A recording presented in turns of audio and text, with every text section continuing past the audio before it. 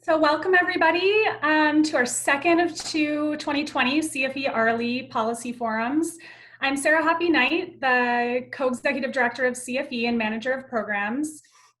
At CFE, we value the importance of self-examination and the power of self-reflection to drive action, and know how important both of these are when educating Chicago youth, many of whom are Black and Brown within this current societal context. We recognize how complex and traumatic this time has been for many members of our CFE family and community, and we remain committed to empowering our educators and to supporting equitable student experiences. We're so grateful you've chosen to spend the evening with us tonight. Just a quick few housekeeping items before we get started.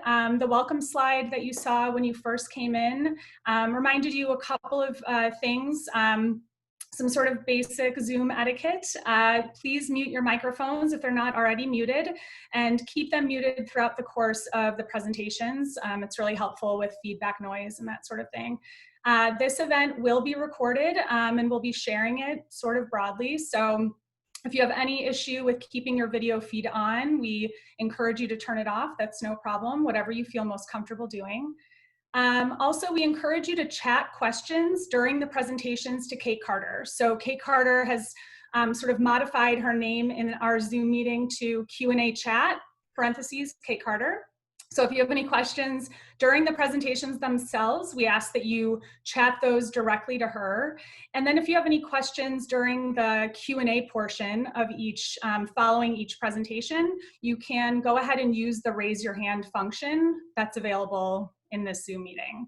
Also, one final thing, each of our 4 fellows has worked so very hard on their research, collecting data, and developing these beautiful presentations. And I know that every one of them would really appreciate feedback after their presentation has concluded. So we will be providing a feedback form link in the chat at the end of every presentation. So if you have any questions, you're free to chat me, Sarah Hoppy Knight, and we will be reminding you of these things sort of as we go along tonight. So this evening, we will be showcasing our final 4 fellows. We hope you enjoy their inspiring accounts of student research and discovery. Before we move into the presentations, however, I would like to introduce Dr. Sue Hansen. She's served as the primary advisor for ARLI for over the past 15 years. Sadly, very sadly, we are losing her to retirement at the end of this school year, and we will miss her expertise and her support and her guidance very much. So thank you so much, Sue, and I will toss it over to you.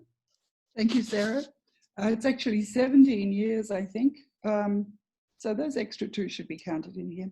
For those of you that don't know, my role here is to explain to you a little bit about action research, because this is the basis of what our 4 fellows who are presenting tonight have done. It's for teachers in the classroom, and they form a question that is very directly related to their practice. They look for data to support that question from their classroom. They analyze the data and they come up with their findings. Sounds kind of simple, but it's absolutely not, because being a teacher is a absolutely 100% focus at one time on the classroom. A teacher, it's very difficult for them to be stepping away and thinking of something other than their classroom. So somehow our fellows have to learn to be able to be fully present and also to be a little bit distant in collecting the data. It's been really a challenging year for them this year. They've had 11 days off for the strike, and then all of this time when they would have been doing their final data collection, and school has been shut, and they've been working in a new format of online. So somehow or other, despite that, we have had 8 teachers continue, 4 last week and 4 this week, who are doing their final presentations. The rewards of doing this work are many. When they do it through ARLI, they have a wonderful community to work with.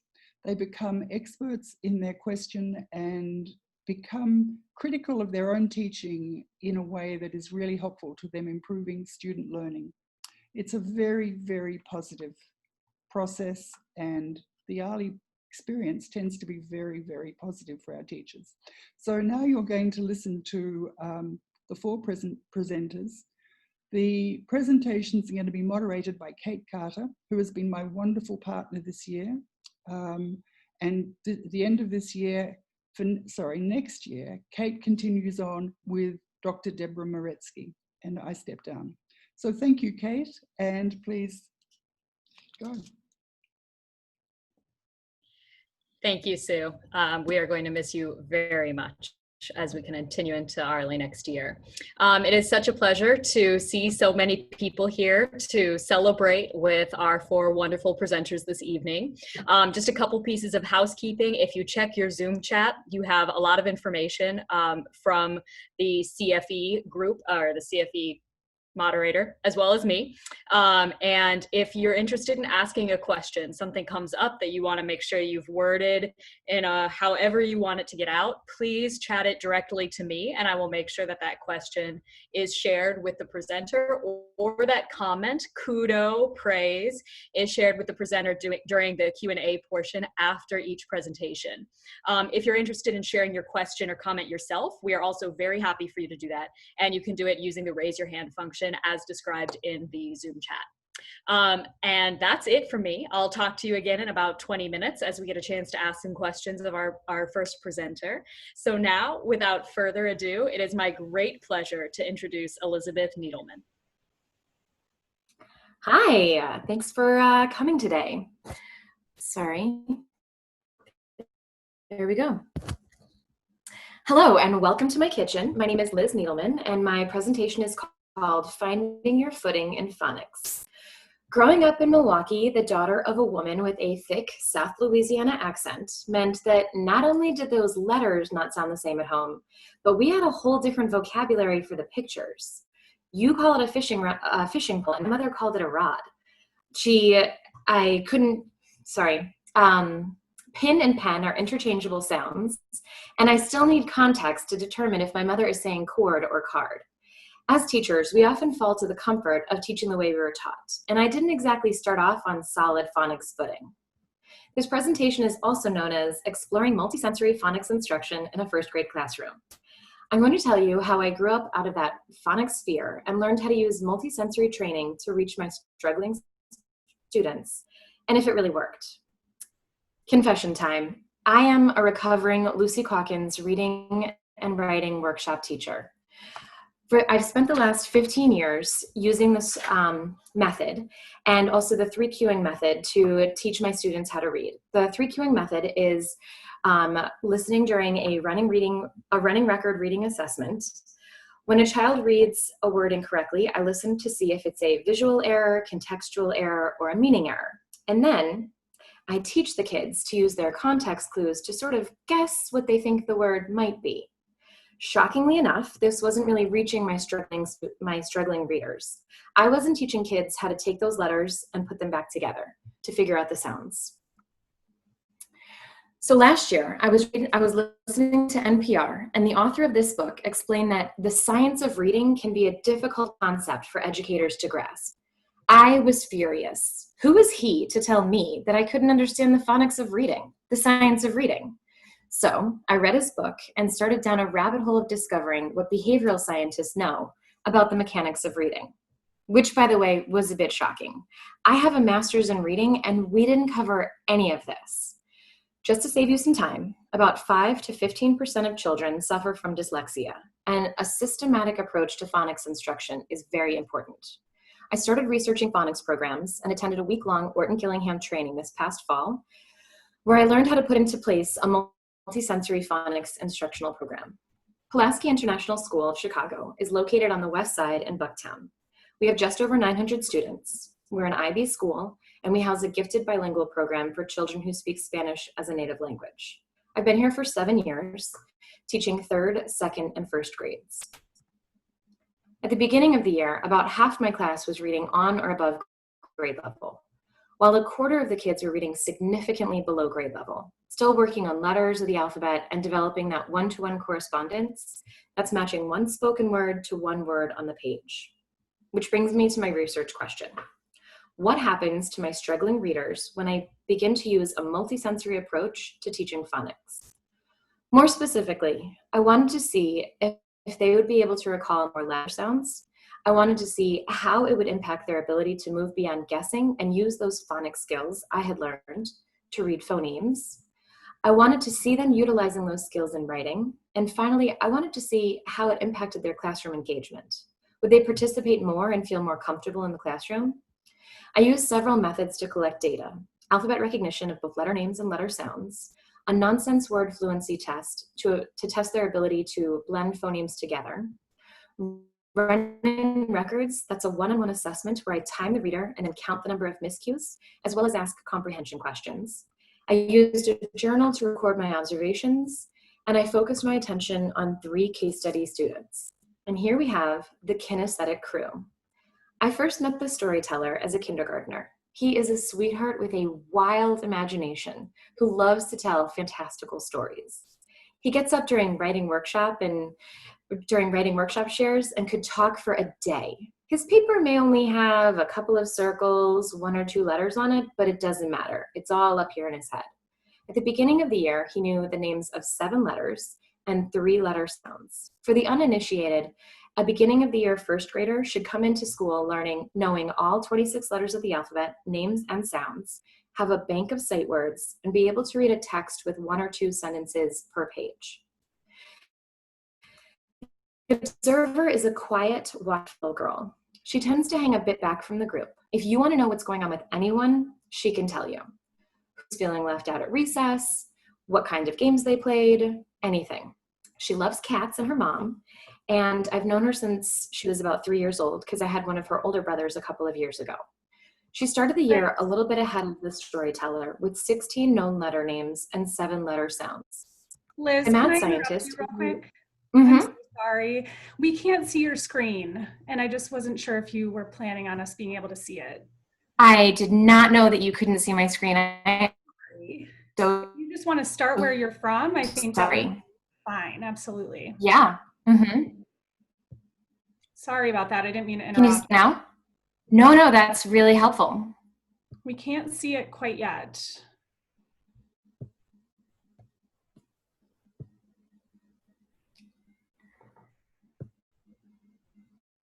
We can see it, just not your presentation.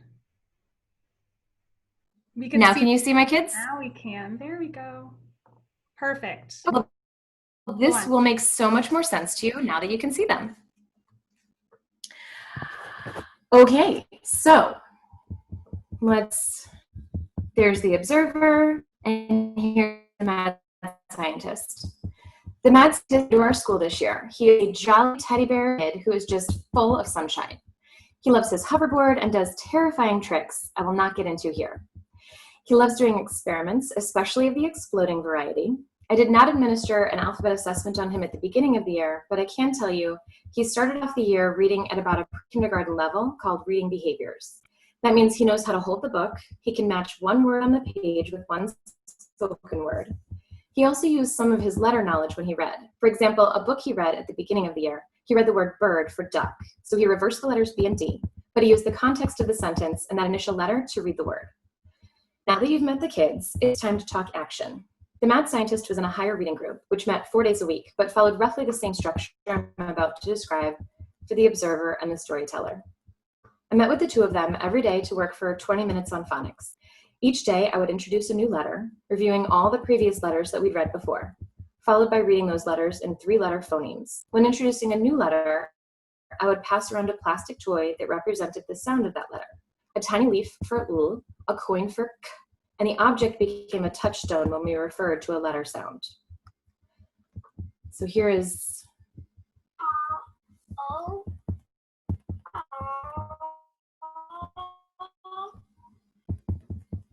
G. E says go. Very good.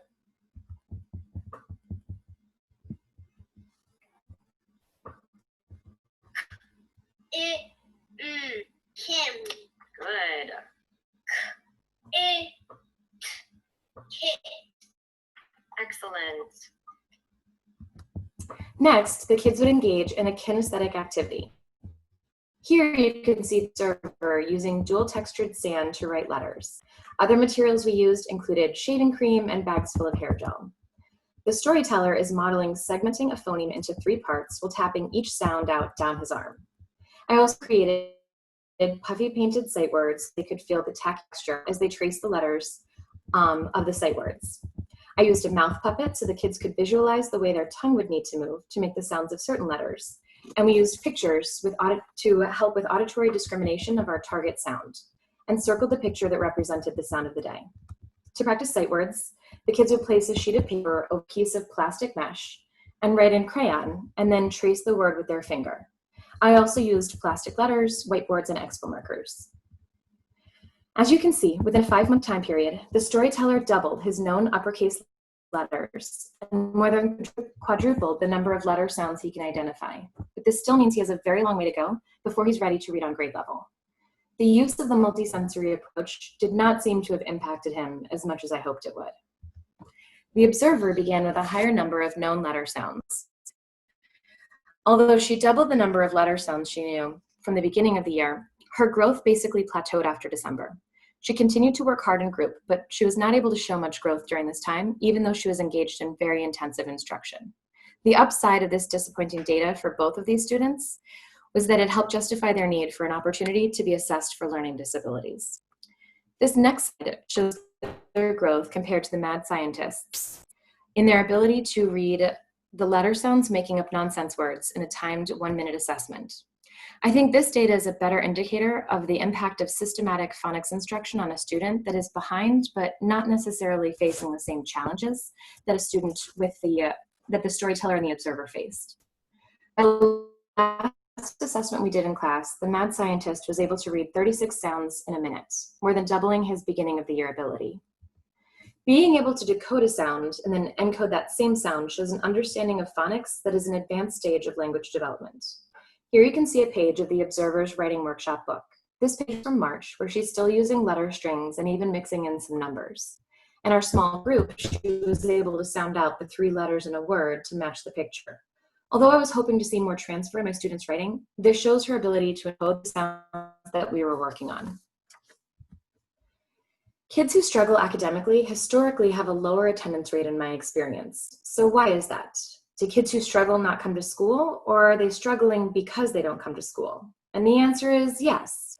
And also, it doesn't matter, because you can't teach someone who's not there. The mad scientist missed a total of 3 days over the school year.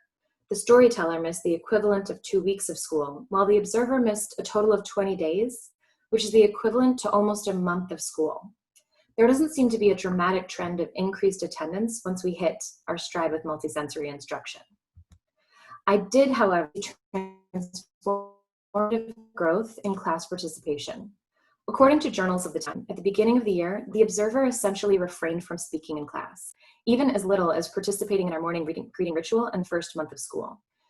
Children are asked to greet the person next to them by making eye contact, waving, or giving a high five, and then speaking that person's name, as well as a friendly greeting like hello, howdy, or hi. She would hold her hand over her mouth and sort of nod at the person next to her. By January, she was greeting classmates in a foreign language and raising her hand to participate during whole class instruction. She not only actively participated in science and social studies, but she volunteered during reading workshop. She shared observations about characters and was making connections between read-alouds. The boys, who had already been gregarious to start with, began to actively engage in our classroom learning. All 3 of them came to our reading group with no reminders, with the storyteller frequently exclaiming, "Oh boy," when I brought out the sand. Speaking of participation, once the shutdown began, we had some new challenges. What do you do with a child who already has attendance issues, but now there's no school to go to? How do you teach multisensory phonics if you aren't in the same place? Since schools have shut down, I've been using Zoom meetings just like this one and Google Meets, where I can share the screen and have kids read a book out loud to me. The boys were both using their parents' phones to attend meetings, which meant the already challenging book was so small that it was egregiously hard to read. So I printed copies of the books I was using and dropped them off at their homes so they could follow along with a hard copy. For the storyteller, we've been doing a lot of the same routines, which you saw. I still wanted to give him a little extra sensory push, but without sending a box of sand to his house. So I sent him a set of smelly pencils to encourage him to practice writing his sight words. So far, he's learned 3 since we've been on shutdown. The mad scientist has been actively participating in his thrice weekly reading group. Unfortunately, the observer only attended 3 of the 27 reading groups that she's been invited to. I changed the venue from a Zoom call to Google Meets at her mom's request, but it hasn't worked out. This is a chart that shows the learning continuum of reading levels as children progress through grades. A through D is kindergarten, D through J is first grade. This chart doesn't show 2 additional levels I've referenced that are pre-reading levels. The lowest being print concepts and then behaviors. Print concepts is knowing the difference between a letter and a word, in a period, and differentiating between letters and sounds. If you recall, the storyteller had not yet achieved this level at the beginning of the year. The observer was able to achieve the print concept level, and the mad scientist was testing at reading behaviors, which means he was able to meet all of the expectations of the print concepts, as well as follow a repeated pattern in a book and use picture clues to read words. By the middle of the year, the observer and storyteller were still reading on a pre-kindergarten level, but developed some skills, like the ability to identify the pattern in a predictable book, while the mad scientist had gained all the skills usually achieved in a year of kindergarten and was reading on a fall of first grade level. I can't 100% sure because I don't have the ability to administer a standardized reading assessment remotely, but my estimate of their end of the year abilities are as follows. The storyteller has gained 3 sight words and is able to read on about a pre-kindergarten or beginning of the year kindergarten level. I assume the observer has maintained her level, but I've only heard her read a few times, while the mad scientist has successfully read a level G book, which places him at about the middle of the year first grade reading level. And this is him.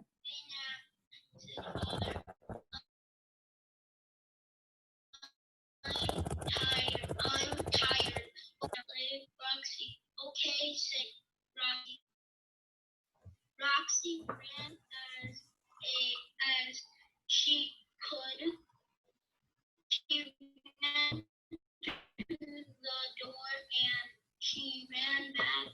Then she ran to the door and back again.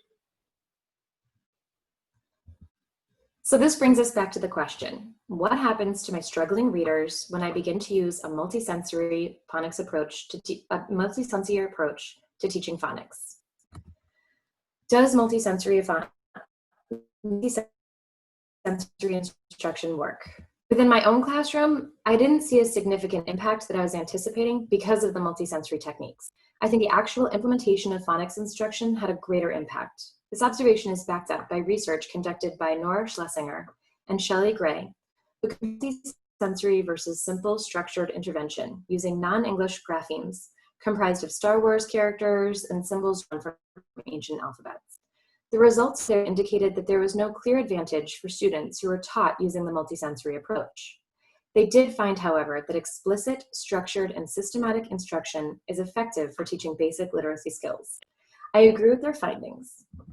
However, how did this impact my students? Kids know when they're struggling. They can tell when other kids are tearing through books and the pages while they're still struggling to sound out a simple 3-letter word. And at this age, the cachet of cool materials still carries some weight. So being the group that gets to use the green and orange sand or to cover the table in shaving cream to write their letters sounds pretty cool. If there's a hook that means these kids feel special in a positive way, rather than because they're struggling, then I'm in. The apparent positive psychological impact more than makes up for a lack of observable growth. How has this impacted my teaching? The scary phonics of my youth has now been tamed into a concept to live with. Not only am I teaching phonics concepts to my lowest achieving students, working on letter sounds, but I also learned about syllabication and how to teach kids to break words up into segments and the rules that they can use to help them decode multisyllabic words. An additional piece of research I read questioned who was working with the struggling readers. I know in my own class, on the rare occasion I've been given additional support, I've asked the aide to work with the lowest performing students. The idea being that they're just drilling letter sounds anyways, so how could that hurt? Well, this is not what we should be going on. It is imperative to match children in greatest need with the adult who has the best training to support their growth. Finally, I've learned so much this year about teaching kids how to read. Having this training helps me understand the mistakes of my higher performing readers and be able to give better advice than, why don't you read the rest of the sentence and guess what you think the word is? Or did you look at the picture? My district recommendations are that all K-2 and special education teachers need training in systematic phonics instruction. If teachers are teaching the way we were taught, we need to break that cycle and make sure that they know how to use scientifically supported strategies. All Title I or low performing schools should have the support reading intervention teachers, who should have a minimum requirement of 5 years of literacy instruction or a master's in reading or special education. We need to support our lowest achieving children by giving them the highest quality instructors. In schools with high needs, it is imperative that we provide support and instruction should be dynamic and engaging. This may seem unusual, but I also have recommendations for universities. We need to enhance the requirements for undergraduates. If the expectation is that pre-professionals will learn all they need to know about phonics from observing their cooperating teacher, it isn't going to work. There should be a requirement for undergraduates to take at least one class in phonics. Can't we just kind of Google children's literature at this point? In researching for this project, I found the requirements for an undergraduate degree haven't changed much in the 20 years since I completed mine. Perhaps it would be helpful for universities to administer a follow-up survey, asking what their graduates feel they are missing once they begin a career in the classroom, and using that information to inform their response. We encourage teachers to be reflective, and I think it makes sense for universities to reflect on their instruction as well. And finally, back to us teachers. It's imperative that we keep our ears open, that we listen to the criticism and reflect on where we are in this profession. Not just so cocky cognitive scientists don't feel like they can disparage us on NPR, but so that we can overcome our fears and help our students achieve their highest potential. Any questions?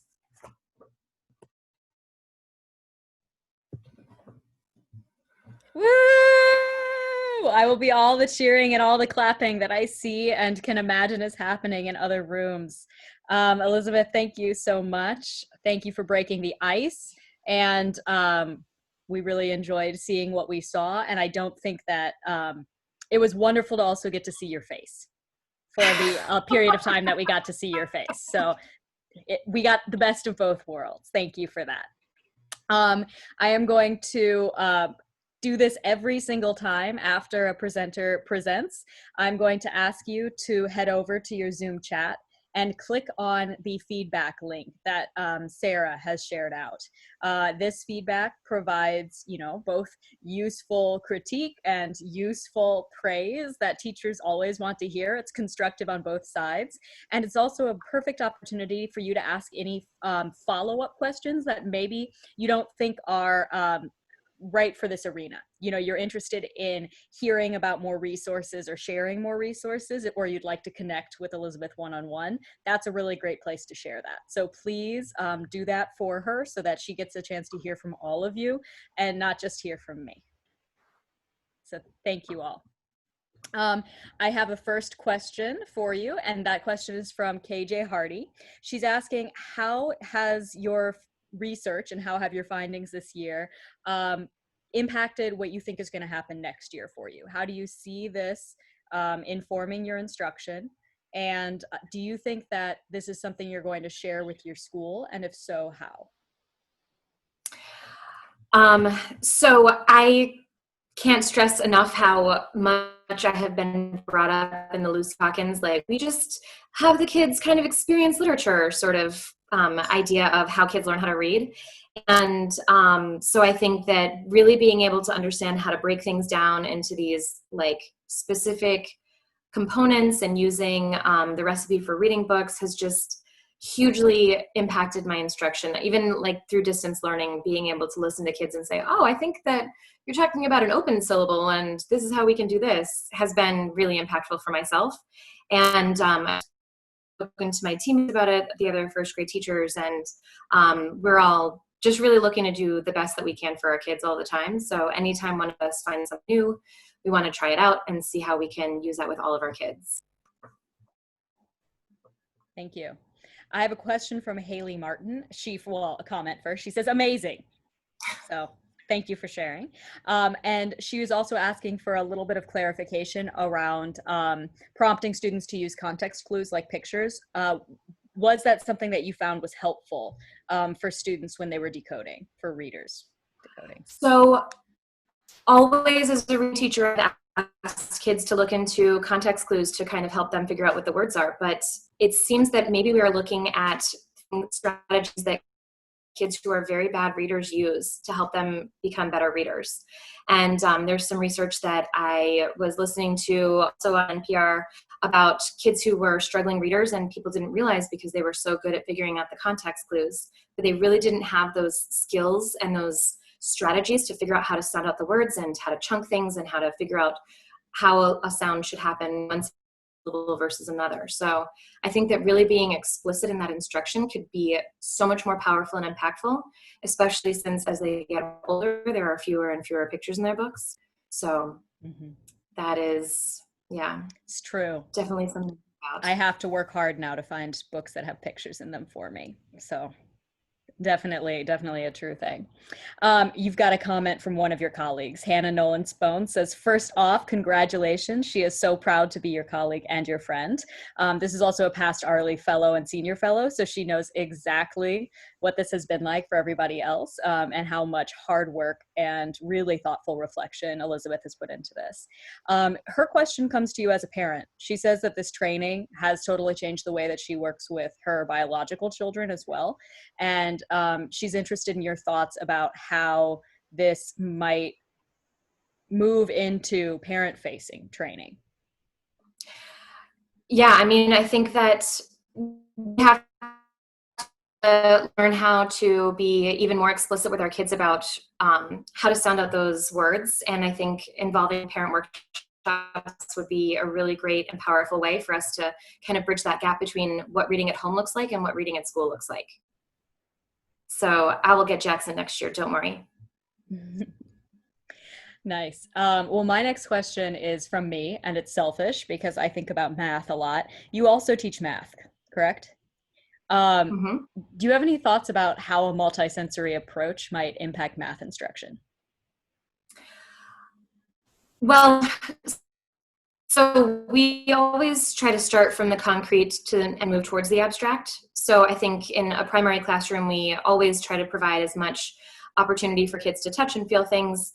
And I think being able to hold a tens block really helps them understand how that can make up a hundreds, and how that can build, how those blocks can build from a 1 to 100. And that place value component really has a very strong impact on kids.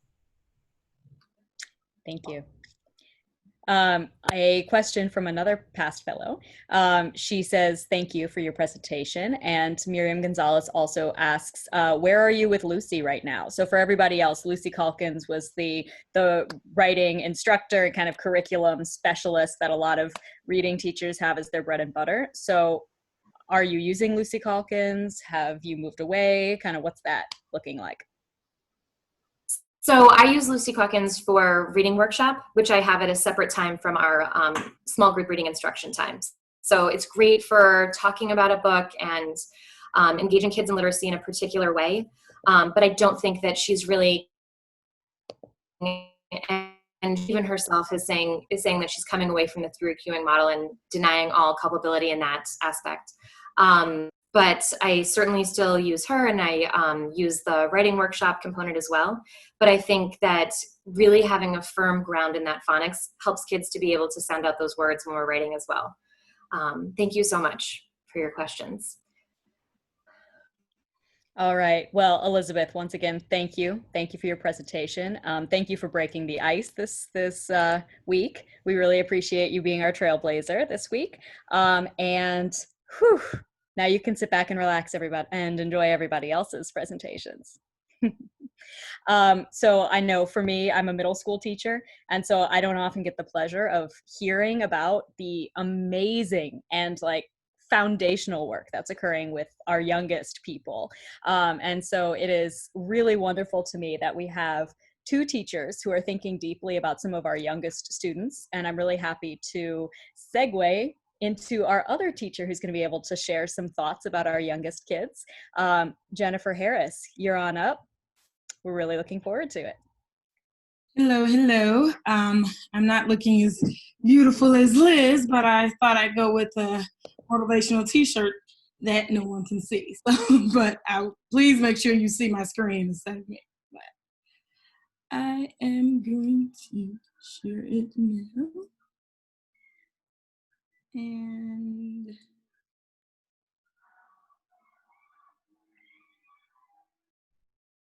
okay, you see my screen? Okay, my goodness. Okay, so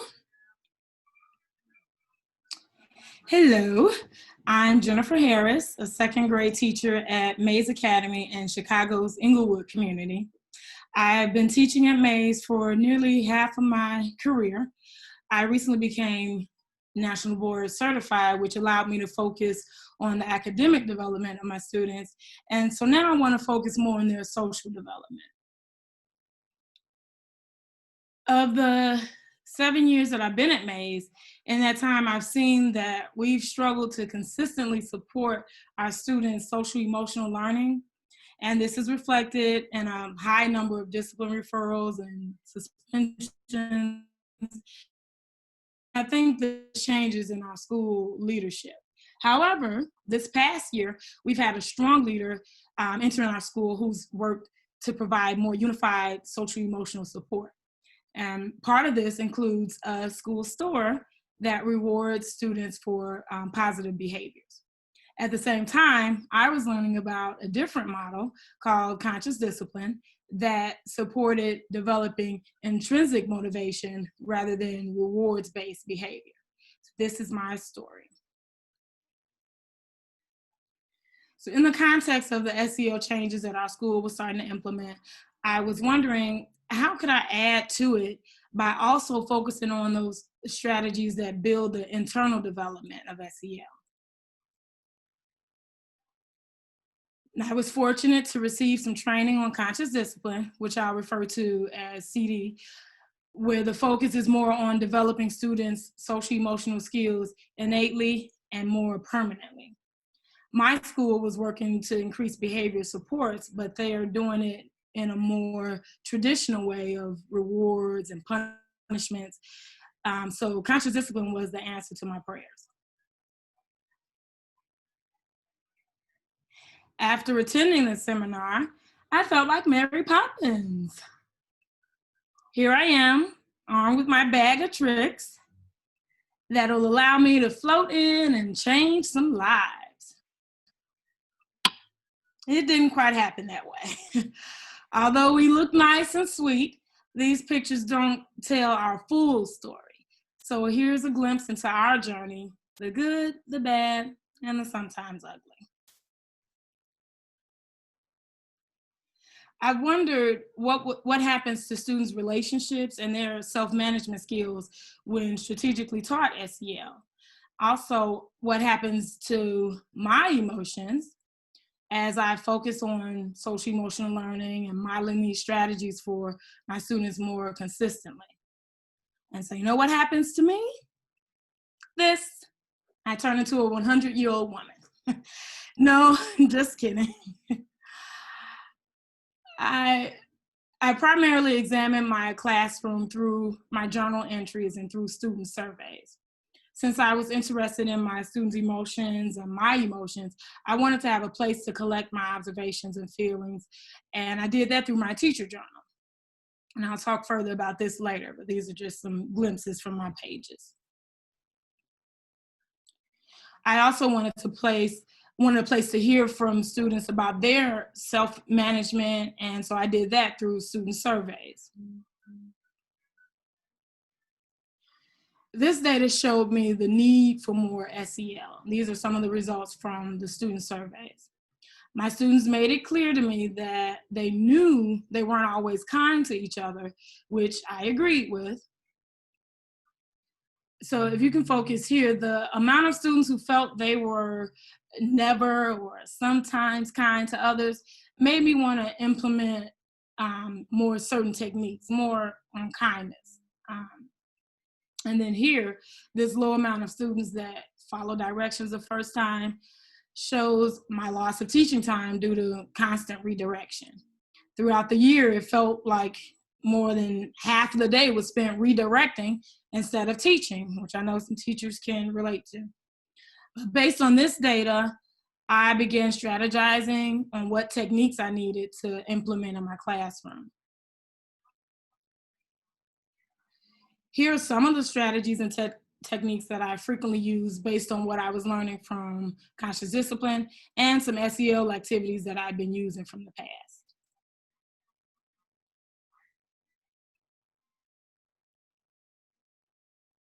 So here we focus a lot on building those relationships, not just with me, but with their peers, building them with each other, talking about things outside of the classroom, checking in on each other.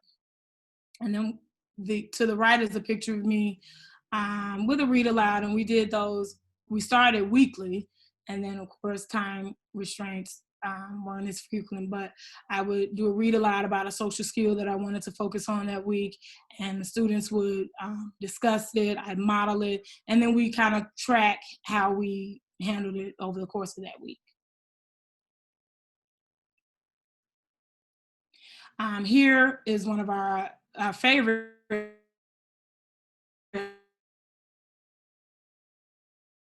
Twinkle Twinkle Little Star, where the kids would face each other. We'd say a little chant and little motivational talk, and then we bond by either high-fiving, handshake, or even hugs. And the kids really bought into it. I was very excited about that. To the right is a picture of my students using our bucket filler board that took forever to get up, but when it finally did, the students loved it. They bought into it, and they were just sharing different notes. Whenever someone did something kind to them, they would write them, grab a Post-it, write a note to them, and stick it in their bucket. So the kids were so excited to get notes from their friends and things. So although I'm tracking what happens to my whole class when SEL is taught, more strategically, I decided to also focus on the social, emotional, and academic growth of two students in particular, Kimmy and Hez. But for sake of time, I'll just focus on Kimmy's data today. But when I tell you these children, they really changed my life forever. So here's Kimmy. Meet Kimmy. He's a natural born leader with a few anger management issues, but a heart of gold. I chose him as one of my case studies because of his short temper and aggressive nature with his peers and sometimes adults. But who better to pour out some love on than a natural leader in need of direction?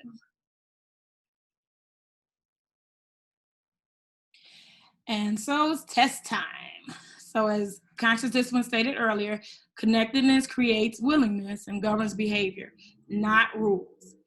I could sense some distrust in Kimmy early on, so I began talking with him about things that's non-school related, like just to build a trusting relationship with him.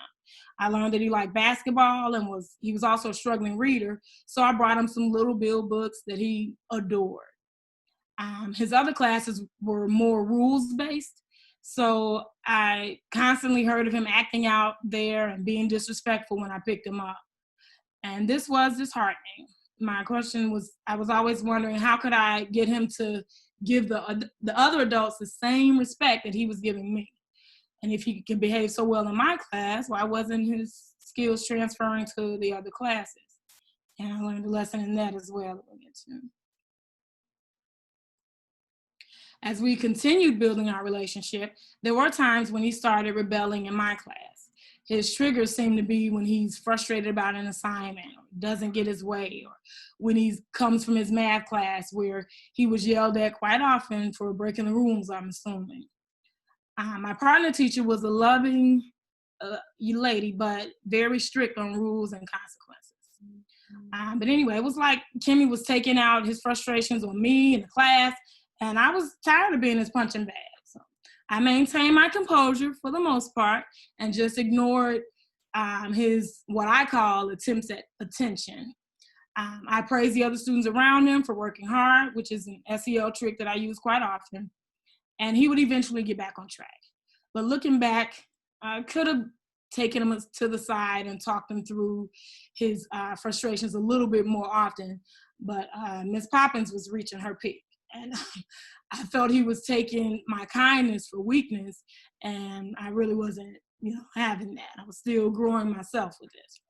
There's a conscious discipline saying called Q-tip, which stands for quit taking it personal. which is exactly what I was doing at times. He later came and apologized and completed the assignment, but I needed to teach him other ways to deal with his anger other than that pattern of tantrum apologies. I needed to remember that conscious discipline is an opportunity to teach, but it was so draining at times. I also gave the other teachers some tips on what helped me in dealing with him, which it was definitely not the yelling. Excuse me. I dug into my bag of tricks and added a pinch of patience for myself in order to further assist Kimmy with his anger. I read books on being a leader, standing up to bullies, and self-control. And he was doing much better. We had a new student who was shy, and he was an ELL, English language learner, and Kimmy befriended him right away. And I often use his good choices as examples in my lessons and discussions, and he seemed proud. He would have a few bad days like we all do, but overall, I could see he was genuinely becoming a nicer, happier kid. Scoring levels in 1 month. And I would often remind him that he was a leader and he took that job and ran with it. His math teacher stopped me in the hall and told me he was awesome in her class as well. And I was elated. He was finally using his skills in other classrooms. Towards the end of the school year, I wrote about how Kimmy was acting out and reverting back to his tantrums. I'll admit I was frustrated as well because I knew he was better than this. I had seen such growth, and here we are in March going through the same patterns from December. I felt like I was failing at this city stuff like composure and Q-tipping. They needed more lessons on controlling frustration, and so did I. One particular day, I remember feeling so defeated because I had allowed Kimmy to aggravate me to a point that I hadn't seen in a while. I was ignoring his attempts at connection, as CD calls him, but instead of stopping, he began escalating. I maintained composure, but I was furious inside. I could feel my blood boiling as I did, but I kept maintaining my control. But I didn't care about the Q-tipping or anything. I wanted revenge. I was furious. How dare he defy my orders? So I went home and sipped some calming tea as I reflected not on him, but on me. How did I allow this kid to get me this upset? I refocused, remembering that misbehavior is like a scab on a sore, and the real problem lies underneath. So I also reminded myself that conflict is an opportunity to teach. So the next day I had a talk with him and found out that someone had stepped on his toe and he got in trouble for it. And that would have made me upset too. I explained that he should have came and talked to me about it instead of taking out his anger on myself and the class. He agreed and apologized again, but sincerely this time. And even though Kimmy hasn't become the poster boy that for CD that I wanted him to be, I feel he still earned several badges for the transformation that he was having and that I saw him having firsthand. I learned a lot about myself through working with him, mainly that it's not who finishes the race first, but you keep moving forward at whatever pace necessary. And so with that, I feel like he is a good poster boy for conscious discipline. Flowers don't blossom in a day, but the seeds were planted, so he'll have no choice but to grow, as will Kimmy and myself. And so this is a graph of my journal. As you can see, I journaled a lot. I wrote a lot about myself and my students. So let's just dig into it a little more. And this graph compares the students' positive and negative behaviors over time. I noticed that in the early months of journaling, I would write more when I was upset or frustrated. Journaling was therapeutic for me.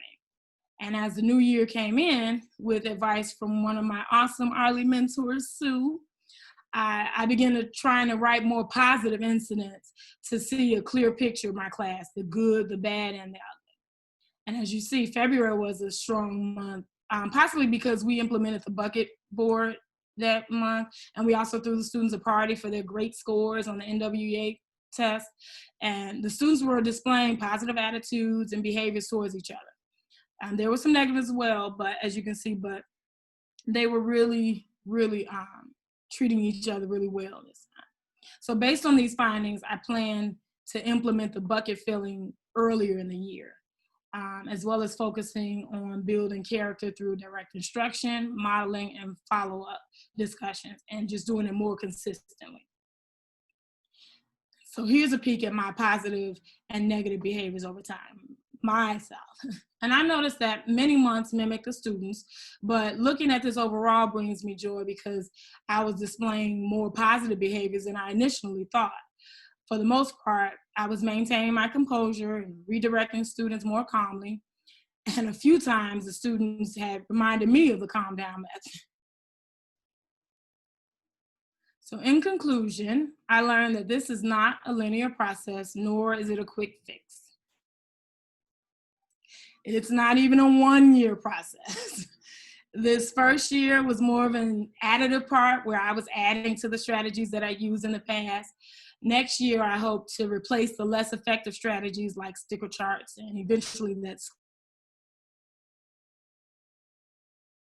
My problem was that I was doing 1 year. I was often stressed and frustrated with myself and my students because at the time, I didn't know of this 3-year path. By year 3, I should be comfortable with all the components of CD and ready to integrate them seamlessly into my existing academic curriculum. Seeing how helpful it was for me to reflect on my emotional state, I also think it'll help my students to be more reflective. So I'll implement SEL journal and a daily emotional check-in. I'm hoping it'll be just as therapeutic for them as it was for me. So here are my policy recommendations. For teachers, I highly recommend having an open mind and a willingness to push through those traditional habits while trying something new. I also recommend self-reflective journaling while being patient with yourself, as you and your students will make mistakes, but you'll definitely learn a lot from them. My school recommendations, I highly recommend restructuring these systems that place more value on extrinsic motivation than the internal growth needed to build character for students so that they can carry it into adulthood. And lastly, my recommendation for the district is please put SEL in the forefront with reading and math. Even if you start small with SEL skill per week or some consistent focus on students' emotions. I also feel they should have a liaison from the network that can put effective programs in place and monitor them throughout the year. So although I didn't get the Mary Poppins badge this time, I feel I've truly grown through this experience. I can't wait for year 2. These are some of my next steps in my journey.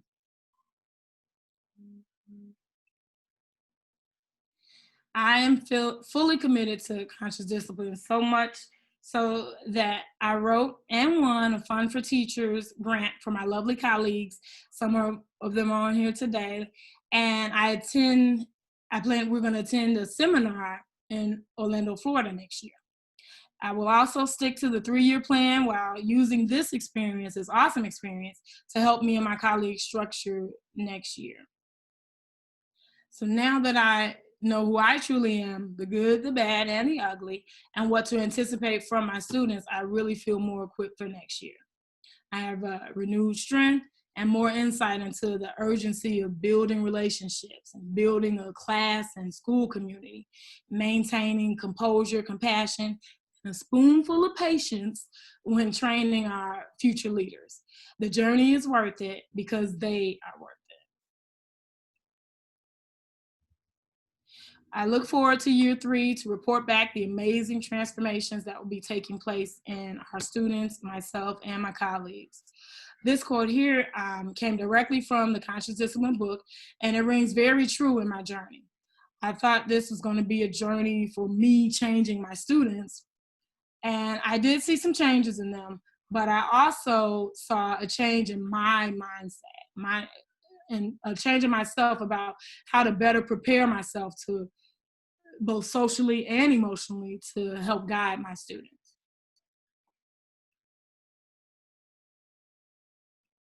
They need me and I need them. So be on the lookout for the new and improved Jenny Poppins. Thank you. Thank you all for listening, for your interest, and a special thank you to my family and friends who are here and my awesome leaders at ARLI, Kate, Sue, Sarah. I love you all. The team, it was just awesome. And just thank you. Any questions? Okay, I gotta stop sharing. Let me figure this out. Okay. Is that it? All right, my mute was stuck, so you didn't get the immediacy of the applause that you deserve. Jennifer, thank you so much for showing us a really kind of open and honest glimpse into you, not just your classroom space, but also your head space. I think that for teachers, so much of that gets like trapped inside of us and we take it personally. And so your ability to share that so that people who are also in the classroom and people who aren't in the classroom can see what that's like was really, really powerful. Thank you. A reminder from Sarah to please complete a feedback form for Jennifer so that she has some feedback from you as well as an opportunity to connect with you in the future if you want to learn more about conscious discipline and socio-emotional learning in her classroom and in her school. Remember too that you can use the raise hand function at any point if you would like to be able to verbally share your thinking. But in the meantime, I have a written in question coming in from Annie Price, starting with a comment that was awesome. And then she asked about conscious discipline within the school. Was this a school-wide initiative or did you decide to do this in your classroom on your own? Hi, Annie. I decided to do it on my own. I heard about it like the previous year. And so I thought, like I said, I know we've been used to like that traditional rewards and punishment, but I saw that it wasn't really getting to the root of our students' problems. And so when I heard about this and it was like, I think I saw it on Learning, the Knowledge Center, and I just signed up for it. I didn't know what I was in for, but I have been hooked ever since. And it's a really great program. Yeah, teachers can be that change, right? You can bring that into your school and start to infuse it into your school. Thank you. A comment from Miriam Gonzalez. She says, thank you for your presentation. And she asks, were you able to practice these conscious discipline skills remotely, given that that sounds like it would be hard? It definitely was. Thank you for your question. It was, but I did more SEL remotely. One of my colleagues, Miss Wilkes, she sent me an SEL, like a daily check-in board. And so I started opening our classroom with that. And it was really effective. They were able to slide the check to what emotion they were feeling and kind of talk about it. And then it had a character trait and some, a self-care activity to it as well. And so I think I'll definitely take that into my classroom, definitely for next year, even if it's just the form of, journal writing or something like that. But I really do feel like they would be able to, it would be therapeutic for them like it was for me.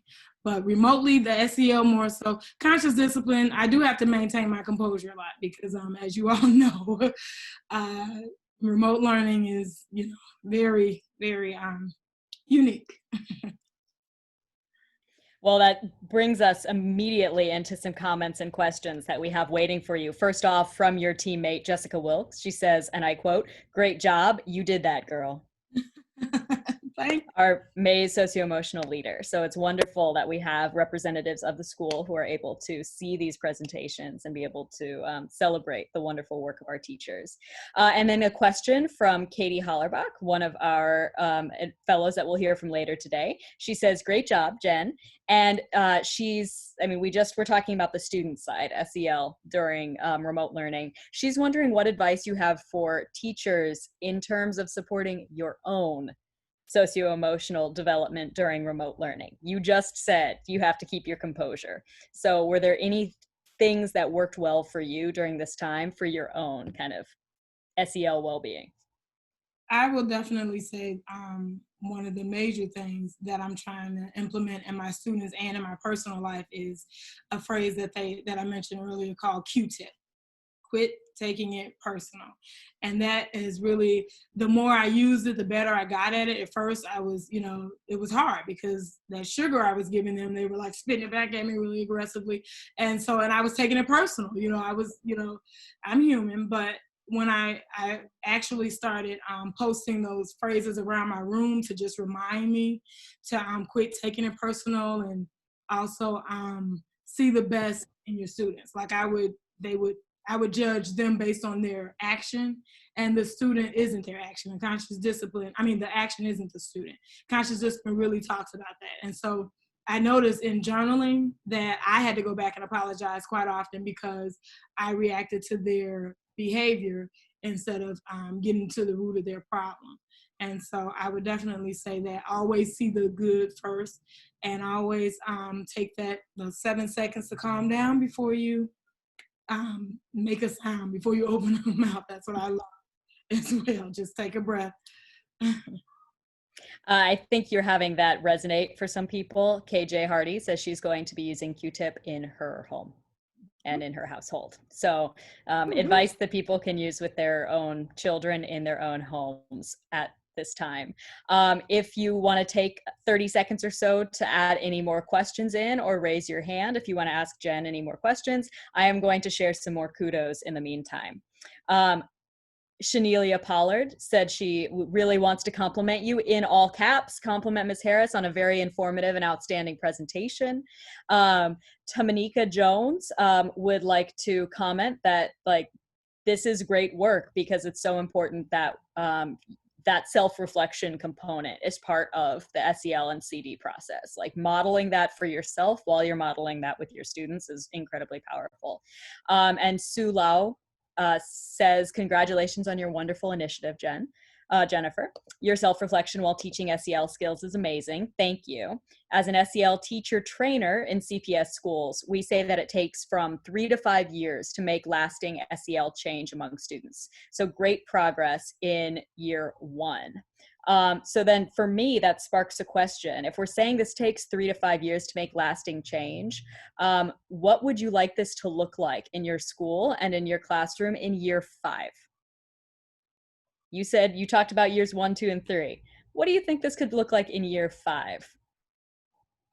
That's a good question. I feel like it would hopefully definitely the discipline referrals no more, and everyone is just on the same page. All the teachers at Mays, I've been there a while, and so they're like my family. But we do have some teachers that have been teaching before I ever even thought of entering a classroom. And with them, it's kind of hard to, change. You just feel like, it's a one step, okay, give me the quick hit, the quick book. And don't get me wrong, they were very supportive. We did a PLC, and, they came with their ideas, but I think they were thinking as I was that this was, okay, I'm gonna implement a couple things, and then bam, my class is gonna be awesome.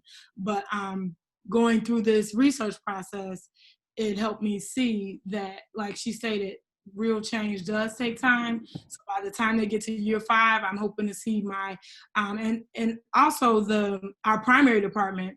I forgot to mention we're going on a Fund for Teachers grant to Orlando to actually see the presentation on the weekend. So woo-hoo, I feel like those students, if we get a hold and really get a grip on this with our primary department, I feel like in 5 years it will be those in 5th grade, and then we'll really see the change. I'm looking forward to seeing like a drastic change in the discipline referrals, behavior models, and things like that. And hopefully we'll have the parents on board, and then the community as well, because it does take more. It does take a village. It takes more than just the school. But if we can get that parental support at home, then we really will be churning out wholesome children that know how to behave, know how to control themselves, control their emotions, negative and positive, and be able to implement it in their daily lives outside of school. Well, Jennifer, thank you so much for sharing. I think that you've left a lot of people thinking deeply about themselves in addition to thinking about children. So thanks so much for that. And now you can relax. Woohoo! This is my water. And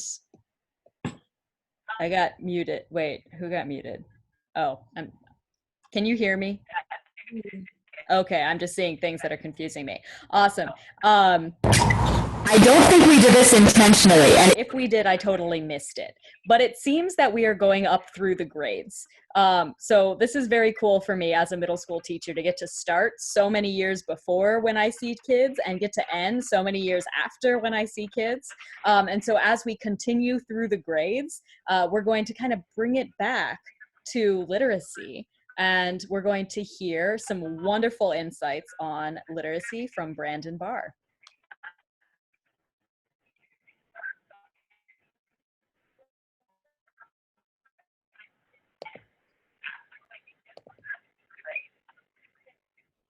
Everyone's presentation.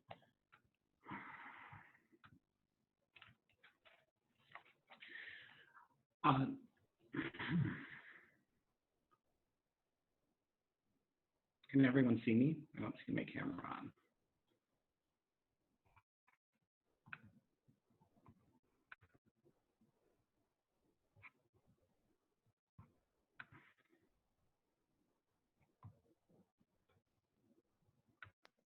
Brandon, we can't see you, but we can see your screen. Oh, okay, fantastic. All right. Good afternoon. My name is Brandon Barr. I teach 6th grade reading, writing, and social studies at Mark Twain Elementary. Our school mascot is a torch. The happy guy on the left, Torchy, was designed by a student last year, and I think captures the spirit of the work done by my students this year during this process. The title of my action research project is Power Hour, using multiple tools, data, and student choice to differentiate and reinforce English language arts instruction. Let me tell you a little bit about me and why I chose to engage in action research. I've been teaching middle school ELA for 14 years, and a lot has changed over time. I felt that it was a good point in my career to pause and reflect on teaching. With the addition of computers and a well-stocked classroom library with the support of CFE and my principal, I have a lot of resources at my disposal. Over time, it's become more critical to allow student choice, voice, and autonomy in decision-making. But by my own admission, I've been slow to adapt to these changes to my teaching practice. I also wanted to create a systematic approach to get students reading in a variety of ways, from traditional reading of novels to more open-ended literacy activities, to fill an awkward time gap in my schedule. This approach also needed to be tied to student growth data. 6th grade is a very interesting year to teach. If you are in need of a good icebreaker, you should ask someone what they were like in 6th grade. It's a year in which students grow, mature, and evolve into adolescence. Each year has its own flavor. 2 years ago, the cartoon speaks for itself, and I say that lovingly. Last year was probably one of my best years with a group of students. I don't think I've ever taught such a kind, thoughtful, and fun group of kids. Here they are performing in a classroom skit. If I had to characterize this year, it would be stop and go traffic. There were a lot of stops this year: the strike, remote learning. These events slowed momentum and disrupted routines, which resulted in me not being able to execute a significant part of the curriculum that I've developed over the years in close partnership with my 6th grade colleague, Bert. Apart from those large stops, my students were doing great. Here's a group of leaders that I took to a 5th and 6th grade leadership day at the Illinois Holocaust Museum. They are in a mock version of Ruth Bader Ginsburg's car. Interim data from the middle of the year map test seemed positive, and students were working hard and achieving. Here's some context on my school. Twain is a pre-K through 8th grade traditional public school on the southwest side of the city. It serves roughly 1,070 students. I would characterize the neighborhood as middle class, although CPS has pegged our free and reduced lunch population around 79%. About 87% of the student population is Latinx, and there are a number of EL, or English learners, and DL, diverse learners, mixed in the general school population. There are 4 6th grade classes this year with roughly 35 kids in each class. I teach 2 of the 4 classes, 6th grade reading, writing, and social studies in a 2-hour instructional block. My colleague Bert teaches the other 2 classes, and we work closely together to plan instruction. These are my students in my homeroom this year when things were normal, or at least as normal as they could be on a picture day. You see a couple of kids twinning. I'll add this photo to the wall of fame on the wall behind them and try to remember the limited time that we got to spend with one another in person. So what is Power Hour? I think I can guess what my teacher colleagues are thinking right now. You are probably thinking that I teach darling kids in a really long instructional block. Well, that's true. But Power Hour isn't even really part of my ELA and social studies block. It falls into the morning before students switch classes for a departmental instruction. Power Hour is 15 minutes a day, roughly 4 times a week, which adds up to an hour. Our school day starts at 8:30 and Power Hour begins at 8:45 and runs until 9 o'clock and is considered to be our intervention period every morning. It is a short time in the morning that we use to ensure that the needs of all learners are supported, including students that are being considered for additional academic supports, such as special education. By 8:45, all of my students are like these 2 boys. They enter the classroom, they get their Chromebook, take out their Power Hour folder, and get down to work tracking their learning by adding examples of what they are studying in different learning programs in their Power Hour folders. This learner autonomy first thing in the morning is a lifesaver for me as a teacher. This routine provides me with a class full of quiet children who are focused and working so that I can finish taking attendance and doing the lunch count. By about 8:50, I'm done and walking around the room and checking in with students that need to be checked in with, or doing a short academic intervention with 1 or more students. By 9 o'clock, students write down their learning for the day and we transition to the daily read aloud. That is a signal to my students that it's time to start the regular reading instructional block.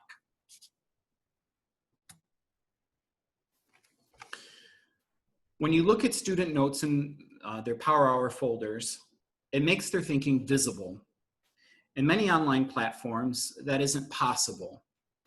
As I'll discuss in greater detail later, students benefit from pausing and writing down their learning, especially when working on the computer. The notes give insights into what students are thinking as they work.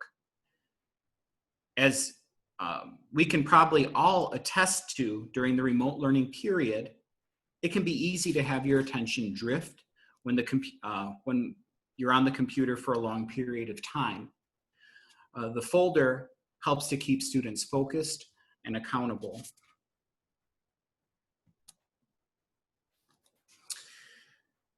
There are a number of reasons why to consider Power Hour as a small part of your instructional day. Many teachers have gaps that are created by imperfect schedules. Power Hour can help fill that gap with accountable work that is differentiated based on each student's needs. Students understand the metaphor for Power Hour. While most kids do not work out in a gym, they get the comparison of working out in order to make gains.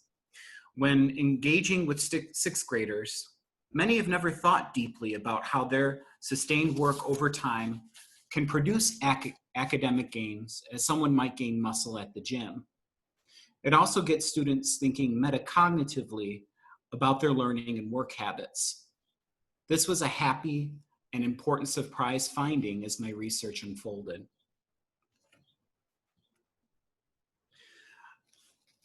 The review of literature that was done during ARLI was really important for me, probably more so for me than anyone in the ARLI cohort this year. A reading that I did for the review of literature gave me the idea for Power Hour. The author of the article, Witter, compared a reluctant reader to someone who goes to the gym and begins to weight train. This metaphor made a lot of sense to me, and I knew it would make a lot of sense to my students. After reading this article, the main idea behind Power Hour was born.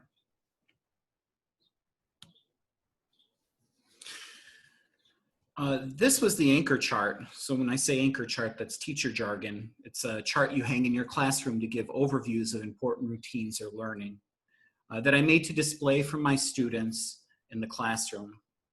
New routines need to be explicitly taught to students, and for middle school students, they need to be sold on an idea.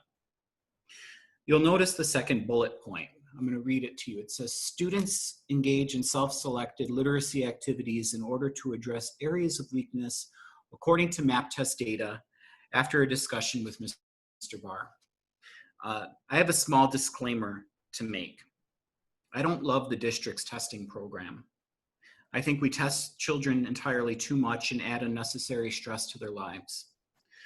I believe that more robust systems of assessment, such as portfolios, pieces of writing, and open-ended responses would be more telling of academic performance related to specific standards. My administrator that's watching this can attest to my opposition related to the district's testing program.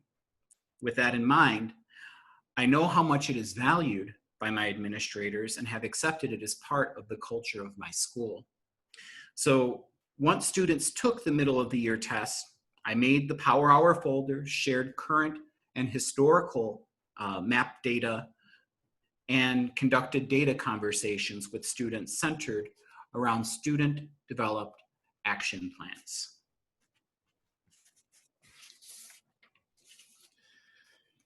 This is what the action plan in the Power Hour folder looks like.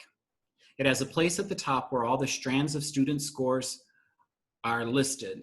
Students reviewed the scores and listed the 2 areas that they needed to focus on as their areas of focus, and then selected growth activities that they thought would be beneficial for them and sustain their engagement. Students had this entire sheet filled out before they came to me for a data conversation. This was important and helpful.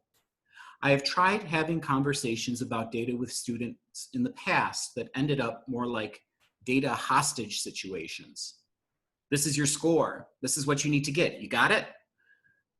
Students having something to bring and lead the conversations was extremely helpful.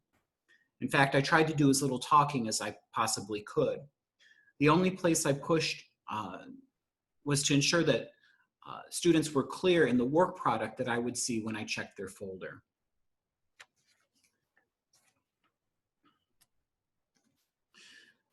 So what happens when you compare something to the gym? It turns out middle school students love starting a new gym routine as much as adults who've never been to the gym. There are about 1/3 of the kids in each of the 2 rooms that I teach that got feedback like I had to provide this student. So I know my handwriting leaves something to be desired. It says, this demonstrates little effort. You should have had 10 days of work. That was the first set of feedback that particular student received. And a month later, when I went to go back and check it, it got markedly better. It said, you got the hang of this. I appreciate it. Now you need to be doing it on all days and just be a little more detailed with each entry. So as you can see by the second check, there was major improvement. This held true for pretty much all students. So I had some deep research questions that I wanted to explore to understand my students and their learning better. They were, what happens to student learning when I focus on independent skill building assignments with my 6th grade students? What happens to student motivation and stamina when independent skill building is part of each day? What happens to student ownership of data when they review data frequently? What happens when students receive choice in learning activities? What happens to students' perception of themselves as learners when encouraging independent skill building work. So thinking about the first question, outcomes. The first research question that I had was, what happens to student motivation and stamina when independent skill building is a part of each day? Looking at the graph, I compared the average score of the first Power Hour folder check versus the average score of the second. You'll notice that both classes that I teach demonstrated significant growth in scores between the first time that I checked their folder and the second time I checked it. I would have liked the chance to have had more opportunities over a longer period of time to confirm my thinking. I believe, based on the data, that I was able to produce that motivation improves over time as Power Hour became a regular classroom routine. Next year, when I go to start this process once again, I'll be able to track it further and see if the pattern holds. In this slide, you'll see pages and pages of detailed notes with students marking their learning. What is interesting in particular with these photos is that both one of the highest scoring and one of the lowest scoring sixth grade students' work is represented when it comes to map testing. What I like about this activity is that I can praise both student types equally for the effort that they've invested. They've both invested the same effort.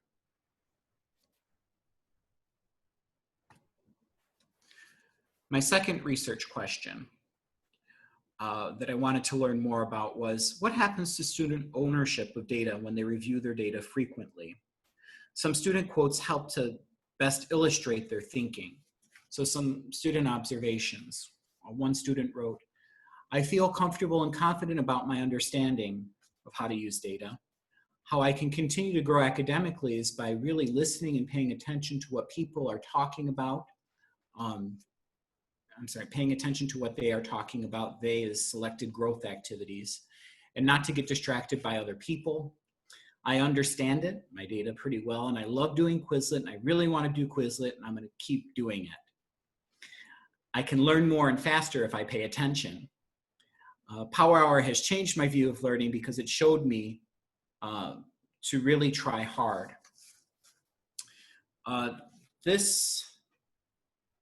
These quotes and observations were very important, so I decided I would dig a little deeper. So what you're looking at is my coding. I went back and I thought the student quotes were so insightful, I coded their responses looking specifically for ownership by using I in the response to the following survey question. How do you feel about your understanding of map data and what you can do to grow academically? So I went back, there were 49 responses, and I was used 152 times in 49 responses, which averaged roughly 3 I's per response. There was only one response that suggested someone else could be a support. The student wrote, "What I think I can do is go over words with definitions or tell someone in my family to quiz me with the definitions and I guess the word, or quiz me with definitions and I guess the word." Even with involving family, this response shows a high level of ownership of the work behind the data.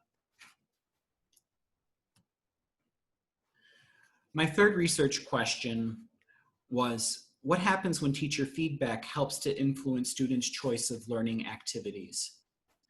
So what I've noticed was that students seem to not be accustomed to be given choices in school and need teacher guidance and support if choice is introduced. This support cannot be given on the fly. It takes time to review what students are working on, so it's helpful to collect the folders, make comments and suggestions, and create an ongoing feedback loop that I wrote directly in the folders. Some students noticed that activities weren't working for them, or they felt that they weren't being as productive as some of their peers. These students need feedback in order to be productive during this time. Between the first and second check of folders, I also had to have a heart-to-heart with students, review the anchor chart of my expectations, and explain why the work matters to me and for them. Growth was definitely evident across the board for both classes, as illustrated by the improvement in scores between the first and second check. The last research question: I learned the most about my students and teaching.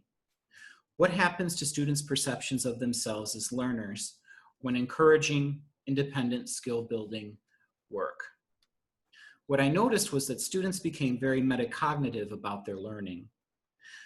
Through the process that evolved into Power Hour, much of the work that students were doing and tracking in their folders was metacognitive in nature. So there's a chart there that includes some examples of what metacognitive strategies look like. This finding was evident based on how students articulate themselves in quotes. So this is from a Google form, one of many Google forms that I gave my students to get feedback from them to help shape what Power Hour ultimately became. How has Power Hour changed how you view yourself as a learner? Power Hour has helped me realize that I need to start focusing on studying instead of focusing on my friends and my phone, because those things will get me nowhere. And if I want to pass 6th grade, I need to do all of my work and study so I can grow and score high on the MAP test and go to 7th grade. As you can tell, I also have to work on punctuation a little bit with students. Power Hour changed of how I learn new things by doing my lessons and reviewing what I did during Power Hour, and it helped me understand more about what I did not learn or knew about, and writing down information about what lessons I'm doing. And Power Hour has not changed a lot of how I view myself as a learner, but I've realized my attention span for things I like and don't like. Anyways, I think Power Hour will make me more confident in my learning skills in the future. Again, this question was a rich vein of student thoughts, so it was a good opportunity for me to go back, look at all student responses and code them to look for trends. So same question: how has Power Hour changed your view of yourself as a learner? I was able to group student responses into several categories. It's been helpful. I learned new vocabulary. I disliked it, nothing. It made me more aware of the importance of effort. It made me more aware of how I learn. And it increased my focus or motivation. And I just tallied up whichever one it felt like it attached itself in the most logical way. This is what the data looks like distributed as a pie chart. The pie chart shows over 60% of students reporting increased awareness of learning. So if you look at the left side, where it said made me more aware of effort, it made me more aware of how I learn, it increased my focus or motivation. That adds up to about 60%. This insight led me to read about metacognition and the processes for developing metacognitive thinking in students.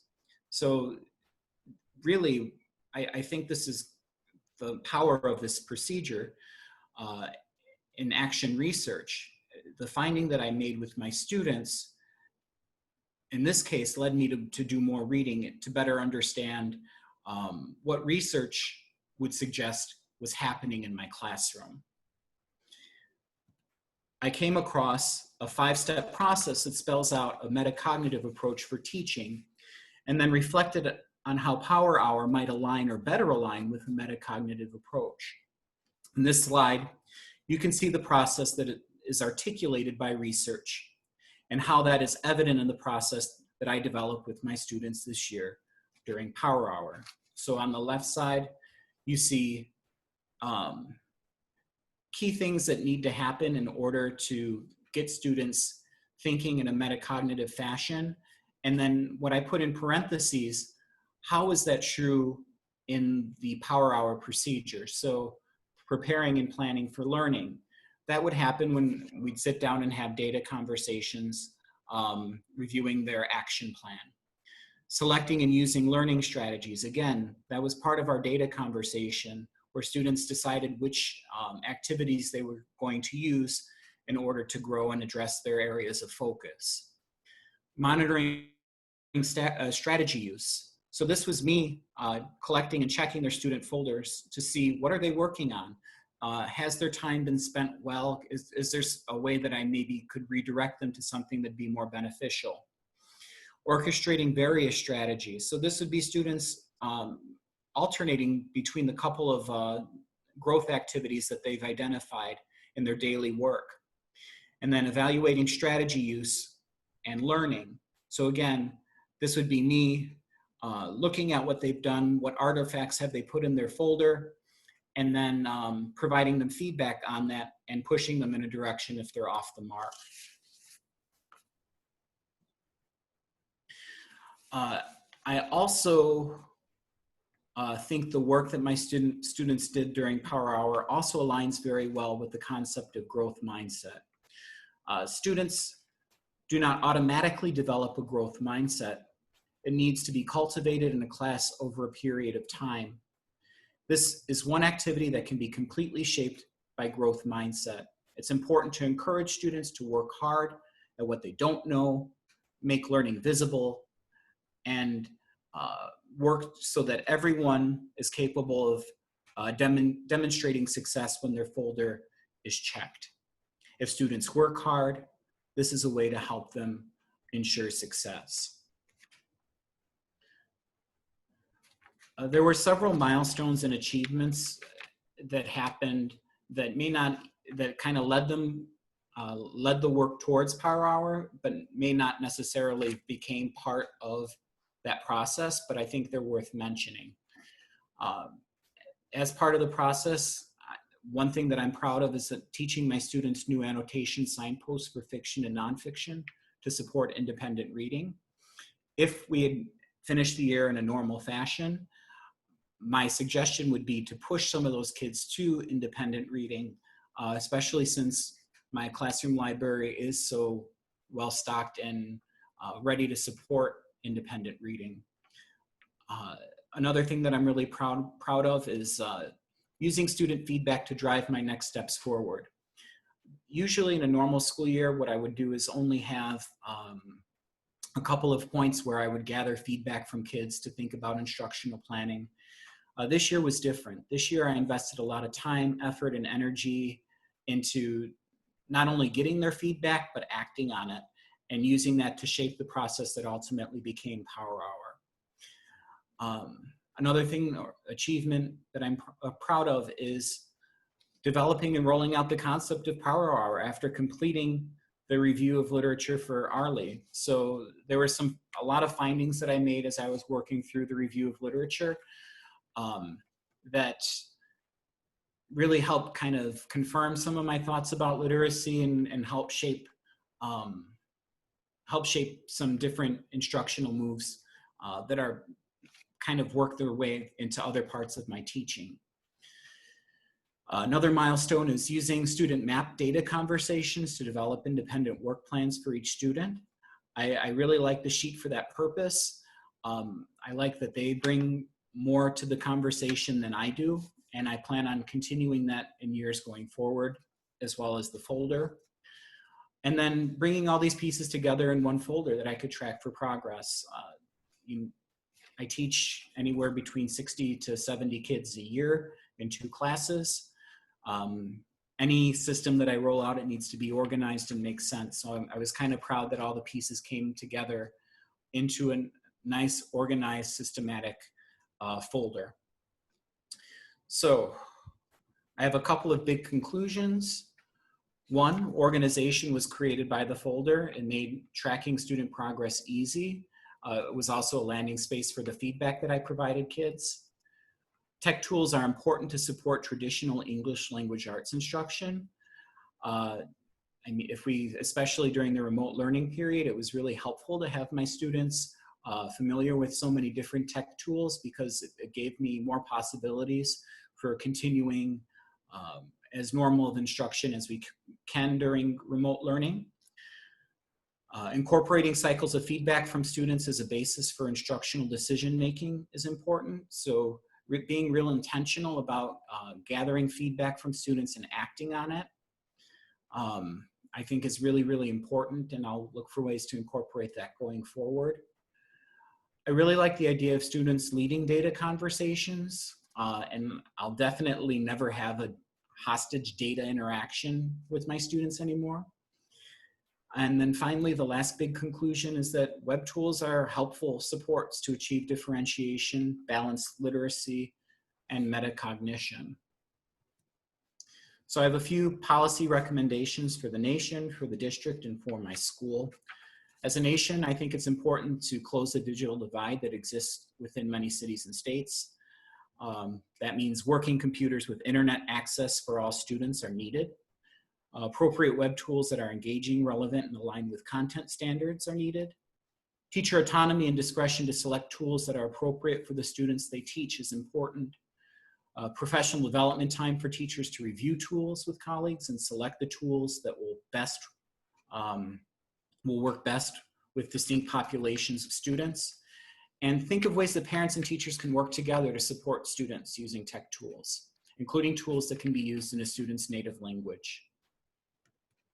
As a district, I think CPS should use their purchasing power as being a large district to provide various tech tools to schools throughout the district, especially as the district's moving towards a universal curriculum.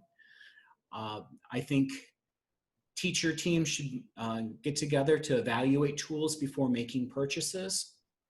I think our district needs to continue to invest in technology, including cutting-edge personalized learning platforms that could simulate the folder completely online. I also think that the district could bring schools together into professional learning communities to share learning and insights related to tech tools. This could be done by making their annual Tech Talk conference a quarterly event. And then as a school, I think it's important that tech tools are not purchased without teacher input first. Teacher autonomy is important, especially when you think about which tools they put before students. Some teachers, they have preferred tech tools that the school hasn't provided yet or purchased. So really looking at those tools and considering purchases for individual teachers. Providing teachers with self-directed professional development time with colleagues to think carefully about the content they teach, to narrow down to 2 or 3 web tools that they think would be most useful for a specific group of students, and to also improve our school's website so that it's usable and the teachers have a landing place on the website to support both students and parents. So thank you for listening. I also want to thank Kate, Sue, and the senior fellows for their guidance and support.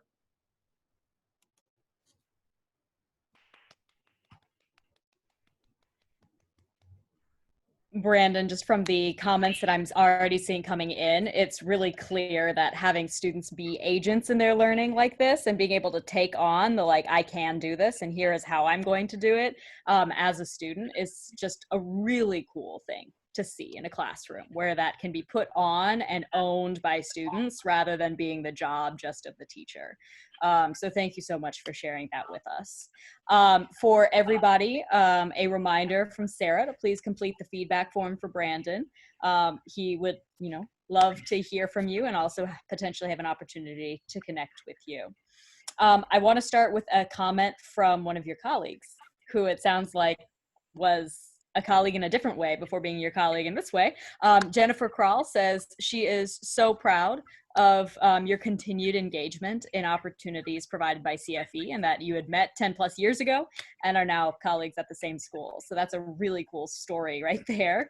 Go CFE. She's interested in and looking forward to you sharing your work with the school community and to being able to use things like individual action plans for students.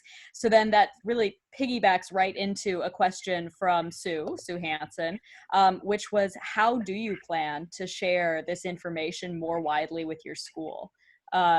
This is really important and interesting work and it needs to be shared. Do you have any initial thoughts?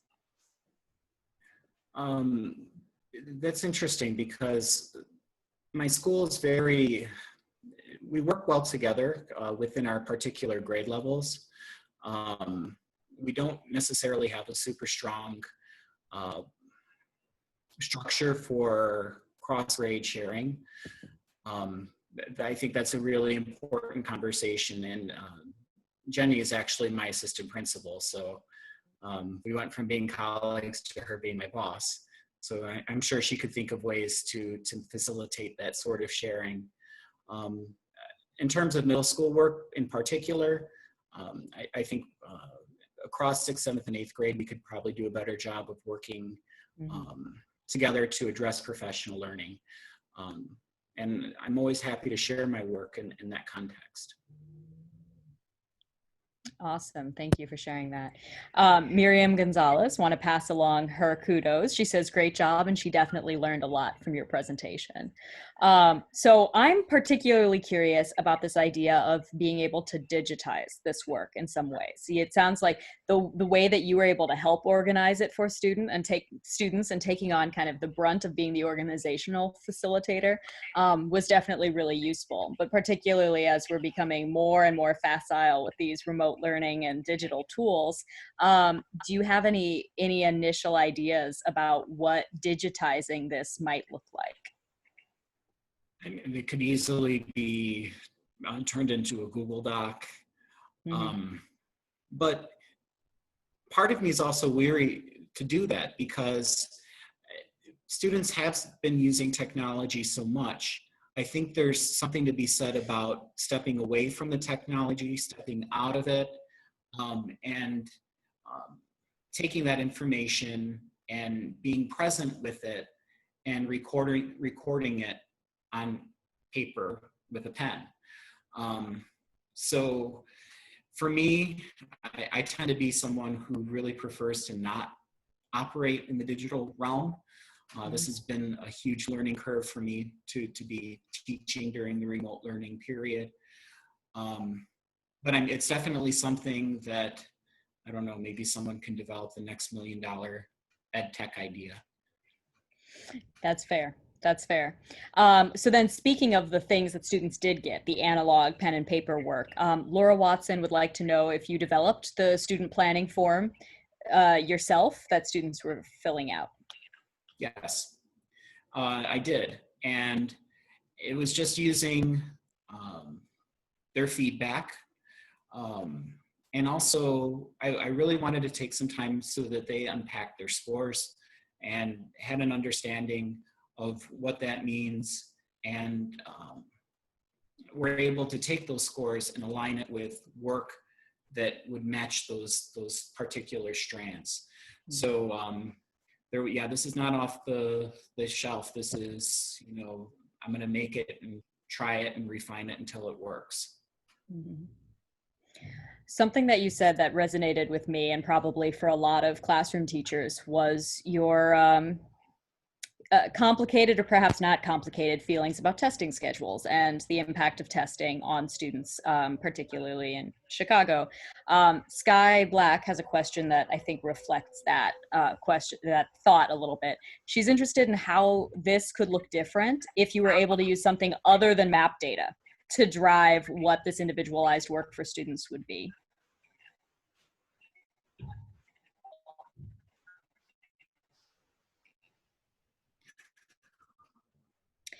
And I love that question. I think that's a question that we all need to be thinking more deeply about. I'm sorry. Brandon, we got really clear audio feedback from you when you didn't have your sound on. We think about the standards that we're supposed to teach. In an ideal world,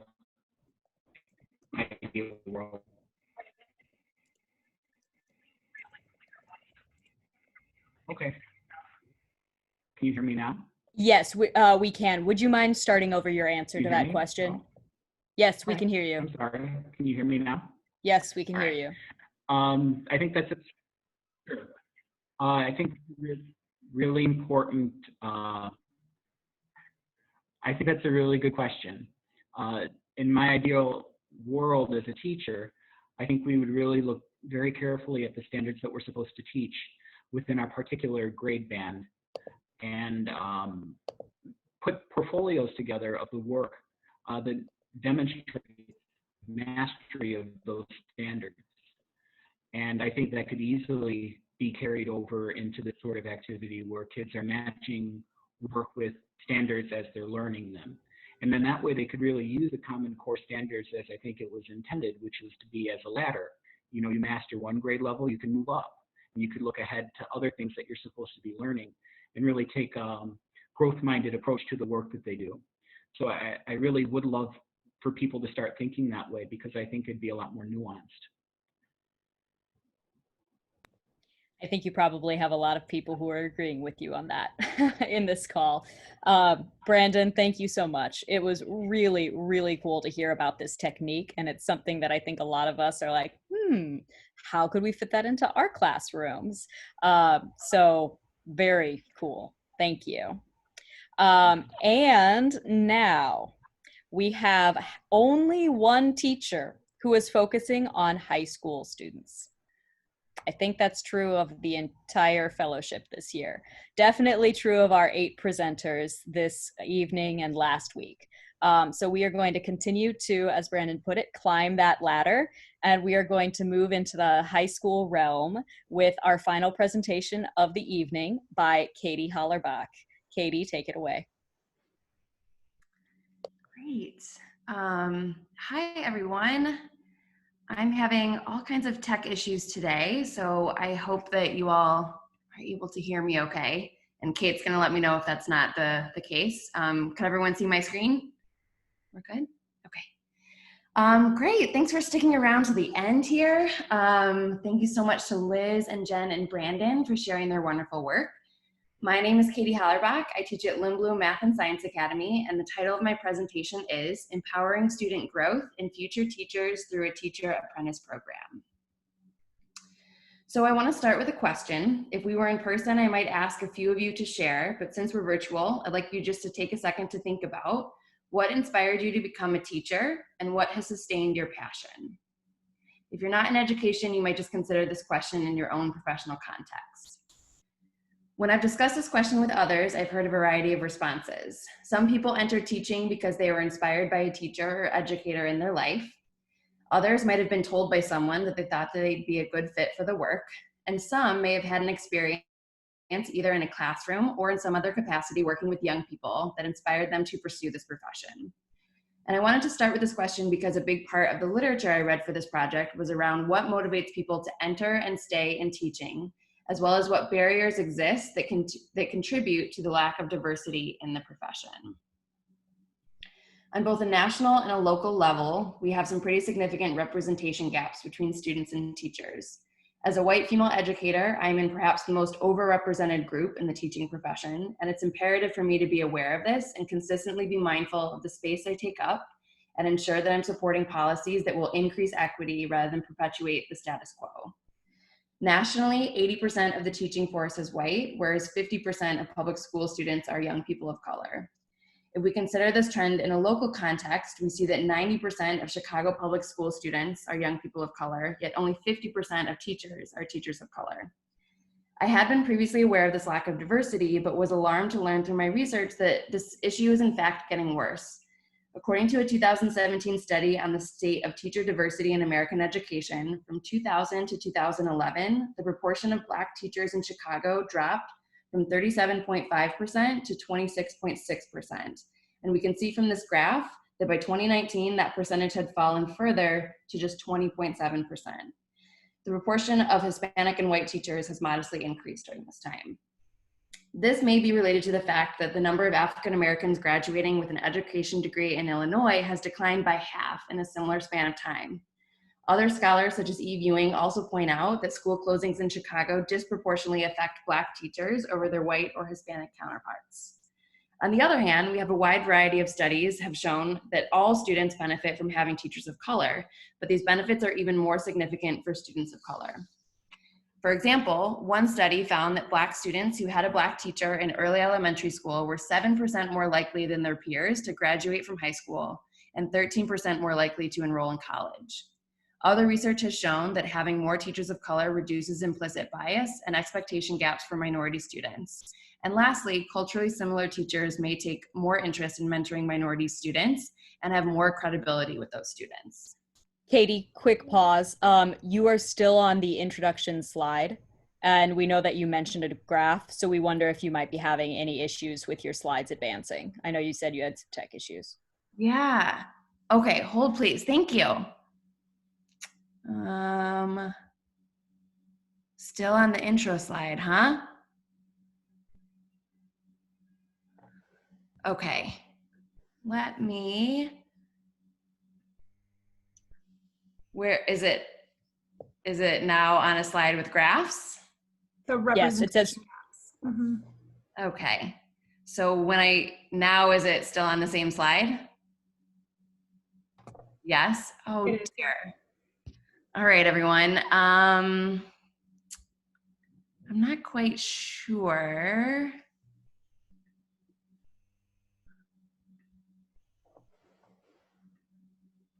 I'm not quite sure how to, sharing is paused, bring your shared window to the front. no, it was still showing your presentation. But it just wasn't able to, I wasn't able to click through. Is that the issue? Correct. Oh dear. I'm also on a friend's computer, which is why the icon you might see is not me. So I'm trying to see, maybe I can just make this a bit bigger and scroll through that way. I don't know what the best way is.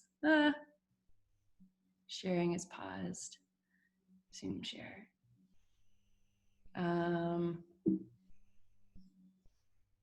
Katie, I think that's probably the best way, Okay. just to make sure that what you're saying is aligning. So. Okay, great. Okay, so well, maybe I'll go back here for a second and make sure that you all can see the graphs. Let me also, so right now you can see my presentation notes and all of that too. Right now we actually only see your face. Oh, okay. Sorry, everyone. Oh, you stayed till the end and now you're seeing all of this. I'm so sorry. Okay, it happened. Okay, so I'll need to share again.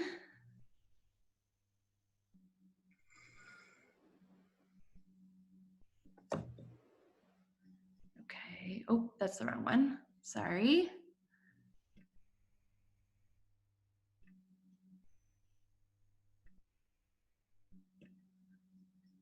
Okay, so I guess I'm gonna try it this way, but I'm just gonna hide my presentation notes maybe.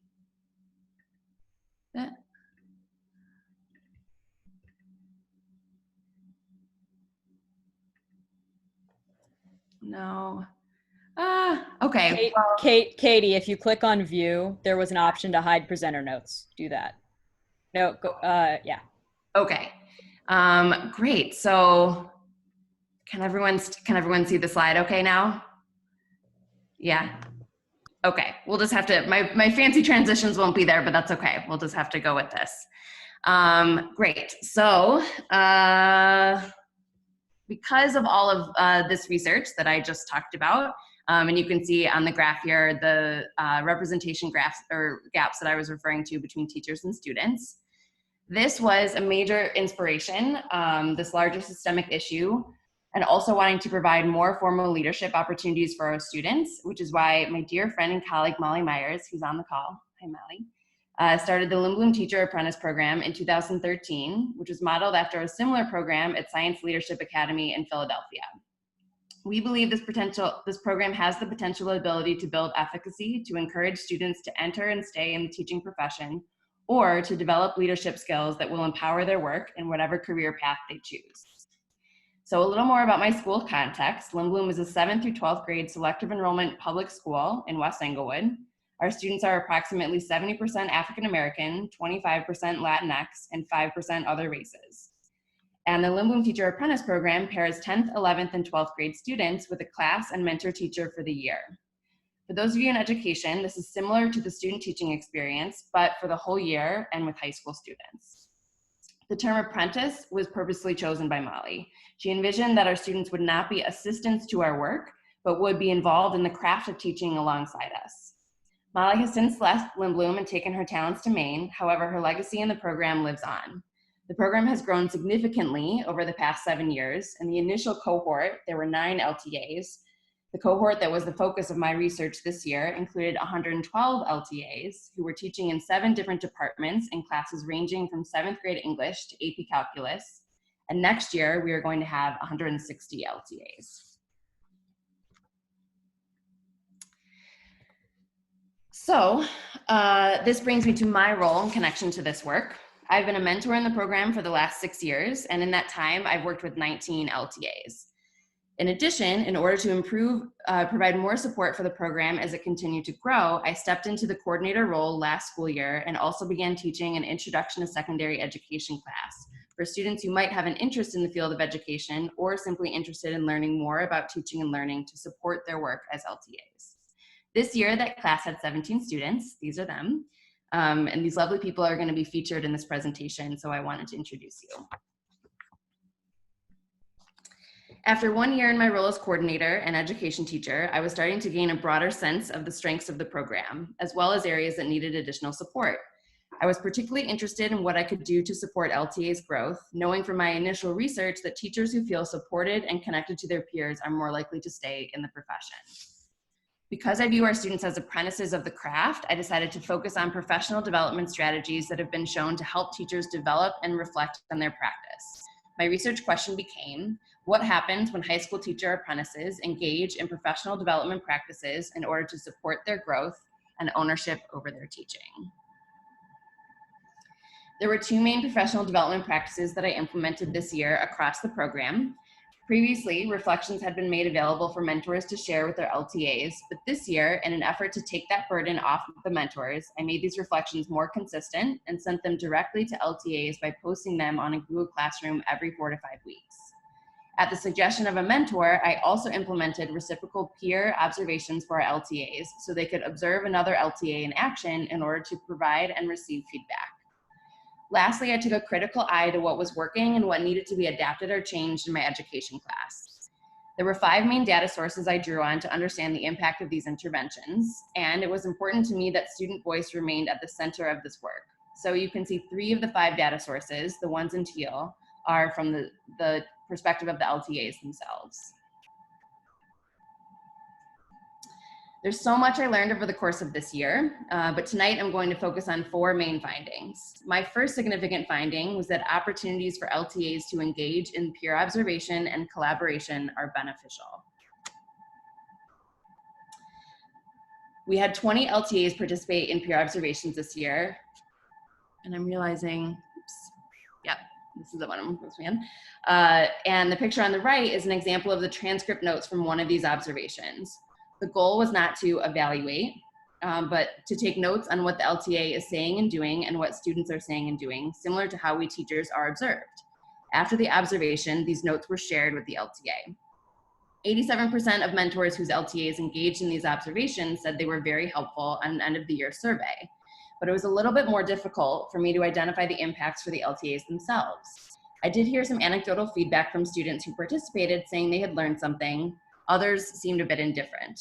So in order to gain a better understanding, I gathered the group who had participated during a flex support class to discuss what they learned from observing each other, and some did have some positive feedback. For example, this student identified something new they wanted to try as a result of observing another LTA. But what was perhaps more powerful was how the discussion evolved after these share-outs. One LTA reflected, "I wonder if my students respect me." Then she turned to the LTA she had observed and asked, "How do you establish yourself as an authority figure?"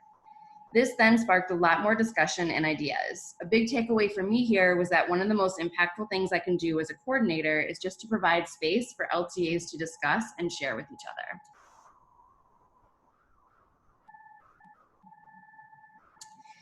The impact of peer collaboration was also clear in my education class. I initially worried quite a bit about the content of the course, and while I think that being exposed to pedagogy and policy was certainly interesting and useful for my education students, the opportunity to observe and collaborate on a daily basis was even more so.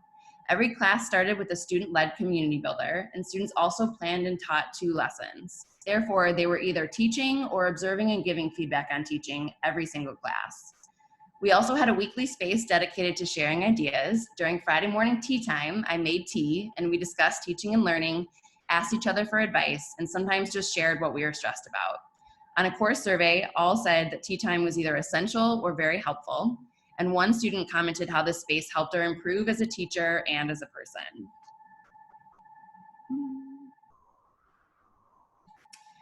My second significant finding is that reflections are a useful tool for acknowledging and supporting growth. The reflections included a mix of types of questions. Some asked the LTAs to self-assess using scoring criteria and performance indicators aligned to their work. This is the example on the right. There were also open-ended questions on each reflection that asked about what students found challenging about their work as LTAs, questions they had related to teaching and learning, and the ways in which they had grown. These reflections were the most highly rated support by mentors on the end of the year survey, with 92% of them identifying them as very helpful. The response rate grew over the course of the year. In the end, 70 out of 112 LTAs completed at least one reflection, with about half of these students completing 2 or more. Similar to the peer observations, it was a bit difficult for me to gauge whether these reflections were directly responsible for sparking new ideas or growth, but they were extremely helpful to me and presumably to their mentors as well, because they helped me gain a broader understanding of the experience, which then helped me design more effective supports. They also helped me detect certain patterns. For example, while analyzing responses to a question about how they had grown on the December reflection, I noticed that LTAs who were also in my education class were more likely than their peers to identify growth in terms of their ability to be proactive and responsive, and also more likely to identify growth in building relationships with students. This suggested to me that the community builders and discussions happening in my class were empowering these LTAs' work in the classroom. I also noticed that since LTAs had more consistent and varied opportunities to reflect on their work when they were in my education class, their reflections became more specific as the year went on. And I could see a more direct connection between their ability to reflect and their ability to make adjustments and improvements in their teaching practice. This was most clear on students' written reflections after planning and teaching their lessons, which they did twice during first semester. After their first lesson, they each identified a goal for next time. Then they reflected again on this goal after planning and teaching another lesson. Almost every student wrote that they felt they had accomplished their goal, and the few that did not expressed specific ideas about what they could do to improve next time.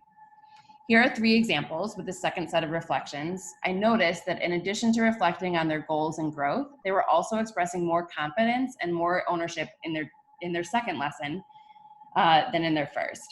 One student commented on how she was able to fully step into her role as teacher. Another wrote about feeling more empowered to make her lesson her own and just be herself. And a third student wrote about how she came into her second lesson more prepared. I especially love how she says, I had many tricks up my sleeve to guarantee that the lesson wasn't drawn out or incomplete. These reflections emphasized to me that my education students were starting to truly understand the complexities of teaching and also develop their own teaching practice. This also ties in to one of my most significant findings. LTAs grew the most when they had opportunities to lead and teach. This was apparent from every perspective. And for me, this started to become very clear after I observed another mentor and pair of phenomenal LTAs in the fall, after which I wrote in my teacher journal, perhaps our LTAs are not proactive because we don't give them opportunities to be. Maybe we just need to get out of their way more often and create space for them and their voices in the classroom. Other mentors indicated similar thoughts on the end of the year survey, mentioning how much their LTAs grew after teaching their lessons. 100% of my education students said that planning and teaching lessons was essential in terms of improving their understanding of teaching and learning, and it was the only activity that was unanimously rated essential. The student quote in the blue square from one of the reflections also echoes this. He wrote, "My teaching confidence has grown tremendously. The more often I taught lessons and reviewed answers in front of the class, the more comfortable I was at public speaking and teaching. I now ask improved and more natural questions while teaching." This is so powerful to me because it's clear that once this LTA was engaged in the act of teaching, he better understood how to support his students and was more confident in doing so. This has significant implications in light of the research I mentioned at the beginning of my presentation and supports my belief that this program has the power to build efficacy in our students. My last finding I want to focus on is how this impacts their understanding and interest of the teaching profession. From my own experience as a mentor, I knew that some of my LTAs had gone on to pursue degrees and careers in education. For example, here is one response to the survey I sent out to former LTAs at the beginning of my research. This student was an LTA in the program for 2 years and is now studying at the UIC College of Education. She wrote about how the program prepared her for what she could face in her own classroom and encouraged anyone interested in teaching or leadership more generally to join the program. I invited her to be a guest speaker in my education class for the past 2 years, and it was so powerful to see her share her passion for the program and for teaching in general with my students. But still, I wondered, to what extent is this student's perspective representative of students in the program as a whole? I might have to, sorry, I had some cool transitions here, but that's okay. The first place I looked to understand this was students' application data to the program. I coded the responses to the question, why are you applying to be an LTA, from the current cohort. I found 7 major trends or patterns in their responses, and interest in teaching was not the most common. In fact, it was the 5th most common. 22.7% of students applying identified this as one of their motivations. Before exploring how this interest might change as a result of being in the program, I want to note that there were some really amazing responses in other categories as well. I'll move these in, hold please. I was so moved by the students who mentioned being inspired by the LTAs they had had and how much the program seems to have become integral to the culture of our school. I loved this student's response, who wrote how helpful her LTAs had always been and how she wanted to be a part of that. Another example, this student mentioned wanting to help bridge the gap between our 7th and 8th grade academic center students and the high school students in order to enhance the LIMSA community. And she said that she wanted every academic center student to feel the same way that she did. So these are really meaningful outcomes, and even if they're not directly tied to students' interest in teaching as a profession, they also identified wanting to grow personally or being inspired by a teacher. There were a lot of other really cool things that they mentioned in their applications. So to get a sense of how this cohort might have been impacted by the experience of being an LTA, I next examined a survey from January 2020, 1 year after they had completed their initial applications and 5 months into their work as LTAs. When asked whether being an LTA increased their interest in teaching as a profession, 35% agreed or strongly agreed. If I'm being honest, I was initially a bit sad about this graph. I, of course, wanted 100% of the students to say that being an LTA had increased their interest in teaching. Yet then I realized if 22.7% went into this experience with an initial interest and 35% said that it increased their interest, this is still significant.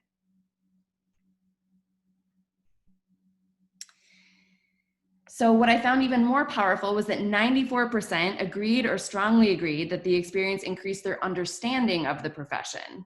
As one student wrote, they were still apprehensive about being a teacher, but being a TA has helped me understand how hard teaching is. I definitely respect my teachers a lot more. As a teacher, I find this very encouraging, especially thinking about how students might bring this understanding and empathy for teaching into a variety of other fields. So while for some students being an LTA resulted in a greater understanding of the profession, but not necessarily a greater interest in it, there are certainly some for whom this experience has been transformational, and I want to share one of those examples with you. This is AC. When she applied to the program last year, she wrote, "I want to be an LTA because I feel like I can be very useful and help people more. I feel like I can make a difference." This response was pretty typical of students who were applying because they wanted to help, and she did not initially express an interest in teaching as a profession. This year, she was a TA in an 8th grade algebra class, and I should also note that it was this classroom that sparked my own reflection earlier about needing to create more space for my own LTAs. She was also a part of our peer observations. She is fantastic, and thankfully she reapplied to the program for next year. Her response to why she was applying really shows how this experience shifted her perspective. I sometimes cry when I read this quote, so I think I'm gonna let you all just read it on your own. But this really stood out to me because she's very explicitly saying that she wants a career in education. She talks about how the impact that her mentor teacher has had on her and how that shows her what she could be as a teacher. And she also just cares about her students so much. She says, I really care about the students and their well-being as well as their learning abilities. I want to see the students do their best while being their best. Whew. I'm an emotional gal, sorry everyone. So in the process of collecting and analyzing this data, I learned so much about how I want to grow as a mentor and as a teacher. This led me to identify what I want to continue and also what I want to improve next year in my education class. I also gained so many insights about our program, and I'm so grateful to the LTAs and mentors who took the time to share their experiences with me. These are some of my ideas for how I can continue to support LTAs and mentors in my role as coordinator next year. The one I'm most excited about is creating more formalized leadership role for our LTAs who are in the program for a second year. This includes AC, the student on the last slide. Lastly, in terms of my broader policy recommendations, I think it's imperative that we continue to find ways to get out of our students' way and empower them as leaders. I've been so inspired by the student-led protests and actions across our city over the past weeks and remain committed to doing anything I can to continue to support their voices and leadership. For any schools interested in creating a similar program, I recommend 3 key steps. So much of our program success is due to the care that Molly took while creating it, which in turn fostered a deep sense of dedication on the part of the mentors and the students. On that note, I would recommend starting small and creating a shared vision. This should include or center the voices of students in terms of what the students want out of the experience, the classrooms they would like to work in, and the mentors they would like to work alongside. And lastly, the fact that our students are apprentices to our work has enabled their growth as well as our own. I'll end with an additional recommendation from one of my education students for her final project, which they had to create their own policy recommendations. She wanted to recommend that other schools adopt this program so their students and staff can witness the joy that this program will bring. Thank you, everyone. I look forward to your questions.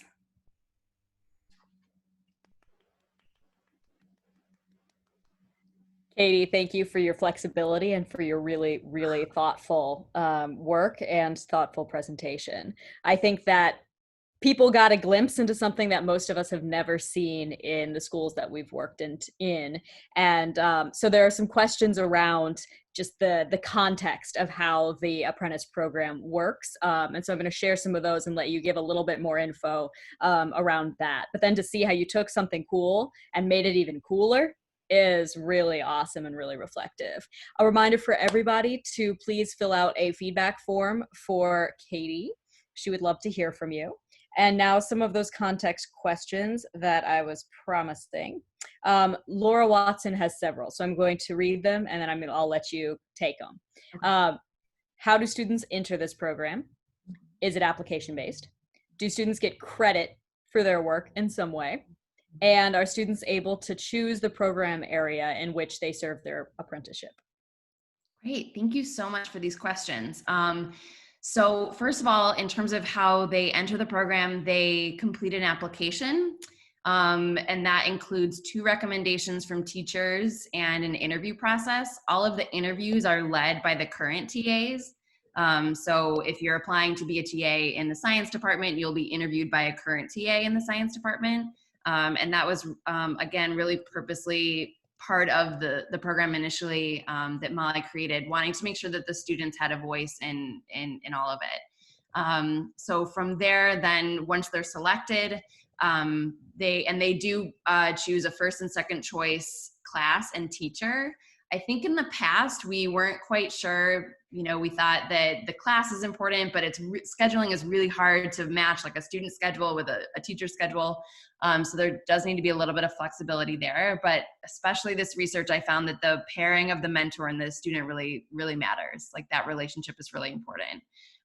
So I think that that's another lesson that I'm taking forward next year. In terms of the credit, this past year, we were able to find a different course code. It's called Honors Peer Mentorship. So that's what shows up on their transcript. But they are scheduled in with like that. So I have a TA in my 4th period. So she's just like scheduled into my 4th period. It just shows up for like a different credit for her, if that makes sense.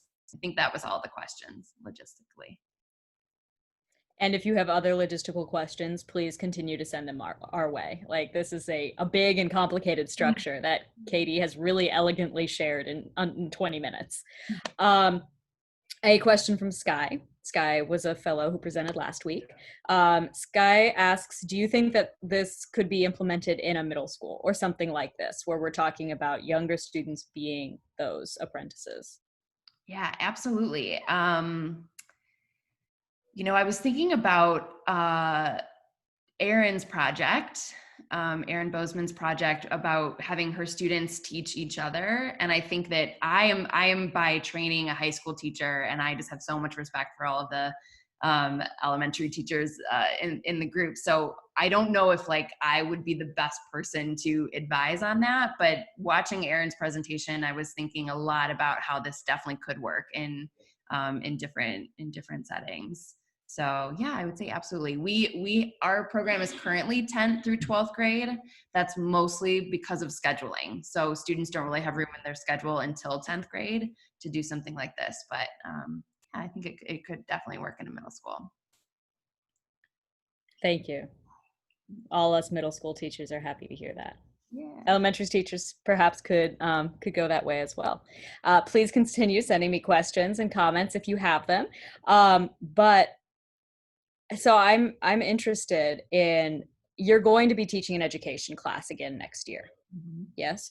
So you shared some of your thoughts about having second year, I was about to say fellows. I was almost thinking about a senior fellow type thing, but second year LTAs being to take on a leadership role. Are any of your second year LTAs going to take your class again, in which that would be involved? Or if your class is completely fresh, completely new with new people, what is something that you are most excited about doing next year with your education class?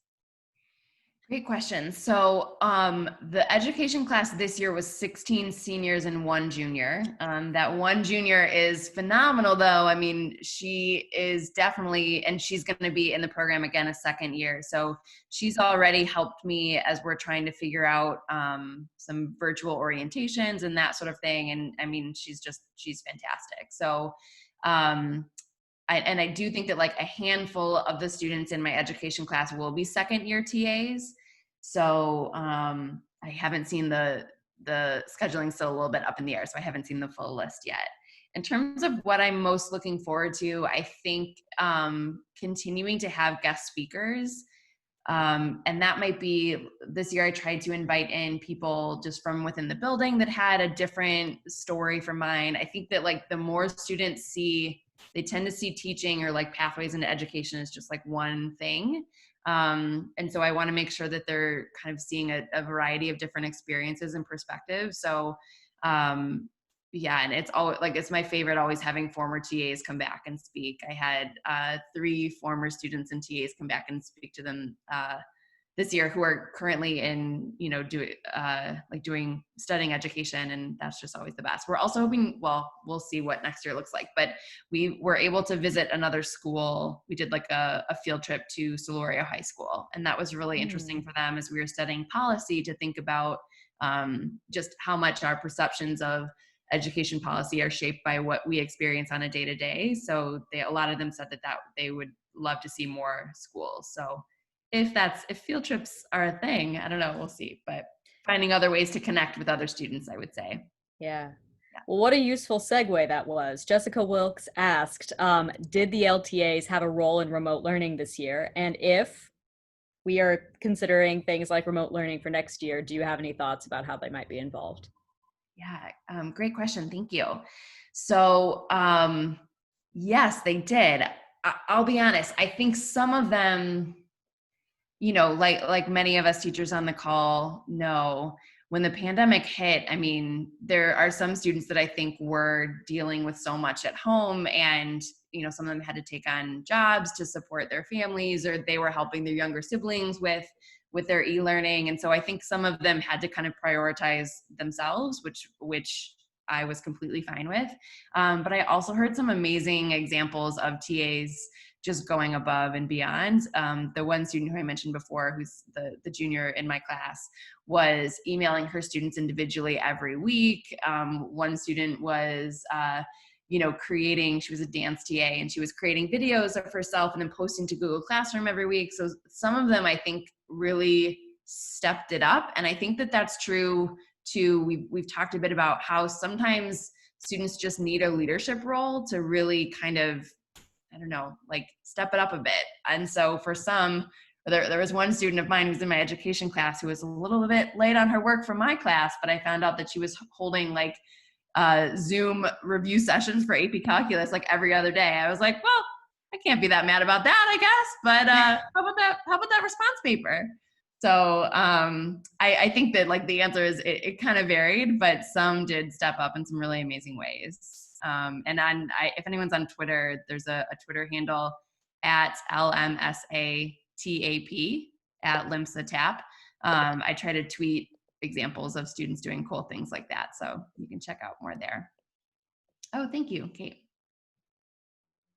Well, Katie, thank you so much, and for taking on the role of being the end of all of these ARLI presentations. Getting a chance to hear the high school perspective is so powerful. And folks, we heard like that was 11 to 12 years of, right, the span that we just heard these projects from, going from early elementary to the end of the line for some of our seniors. Really powerful stuff.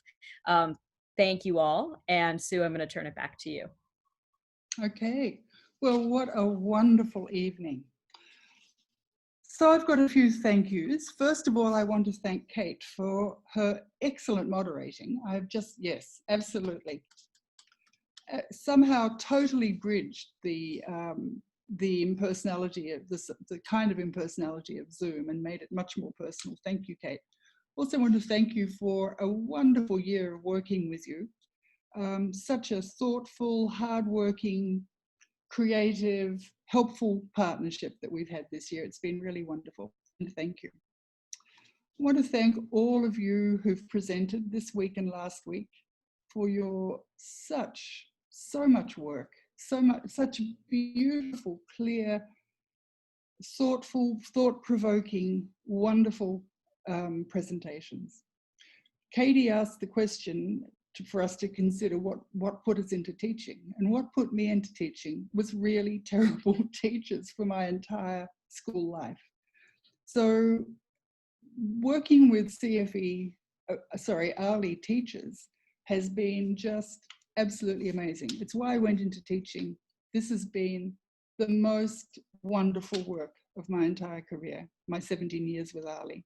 So I also want to thank Sarah and CFE for that opportunity that they've given me. It's been really, truly amazing, honest responses from the teachers, reflective, hopeful work that the teachers have done for 17 years with me. It's been really, really amazing.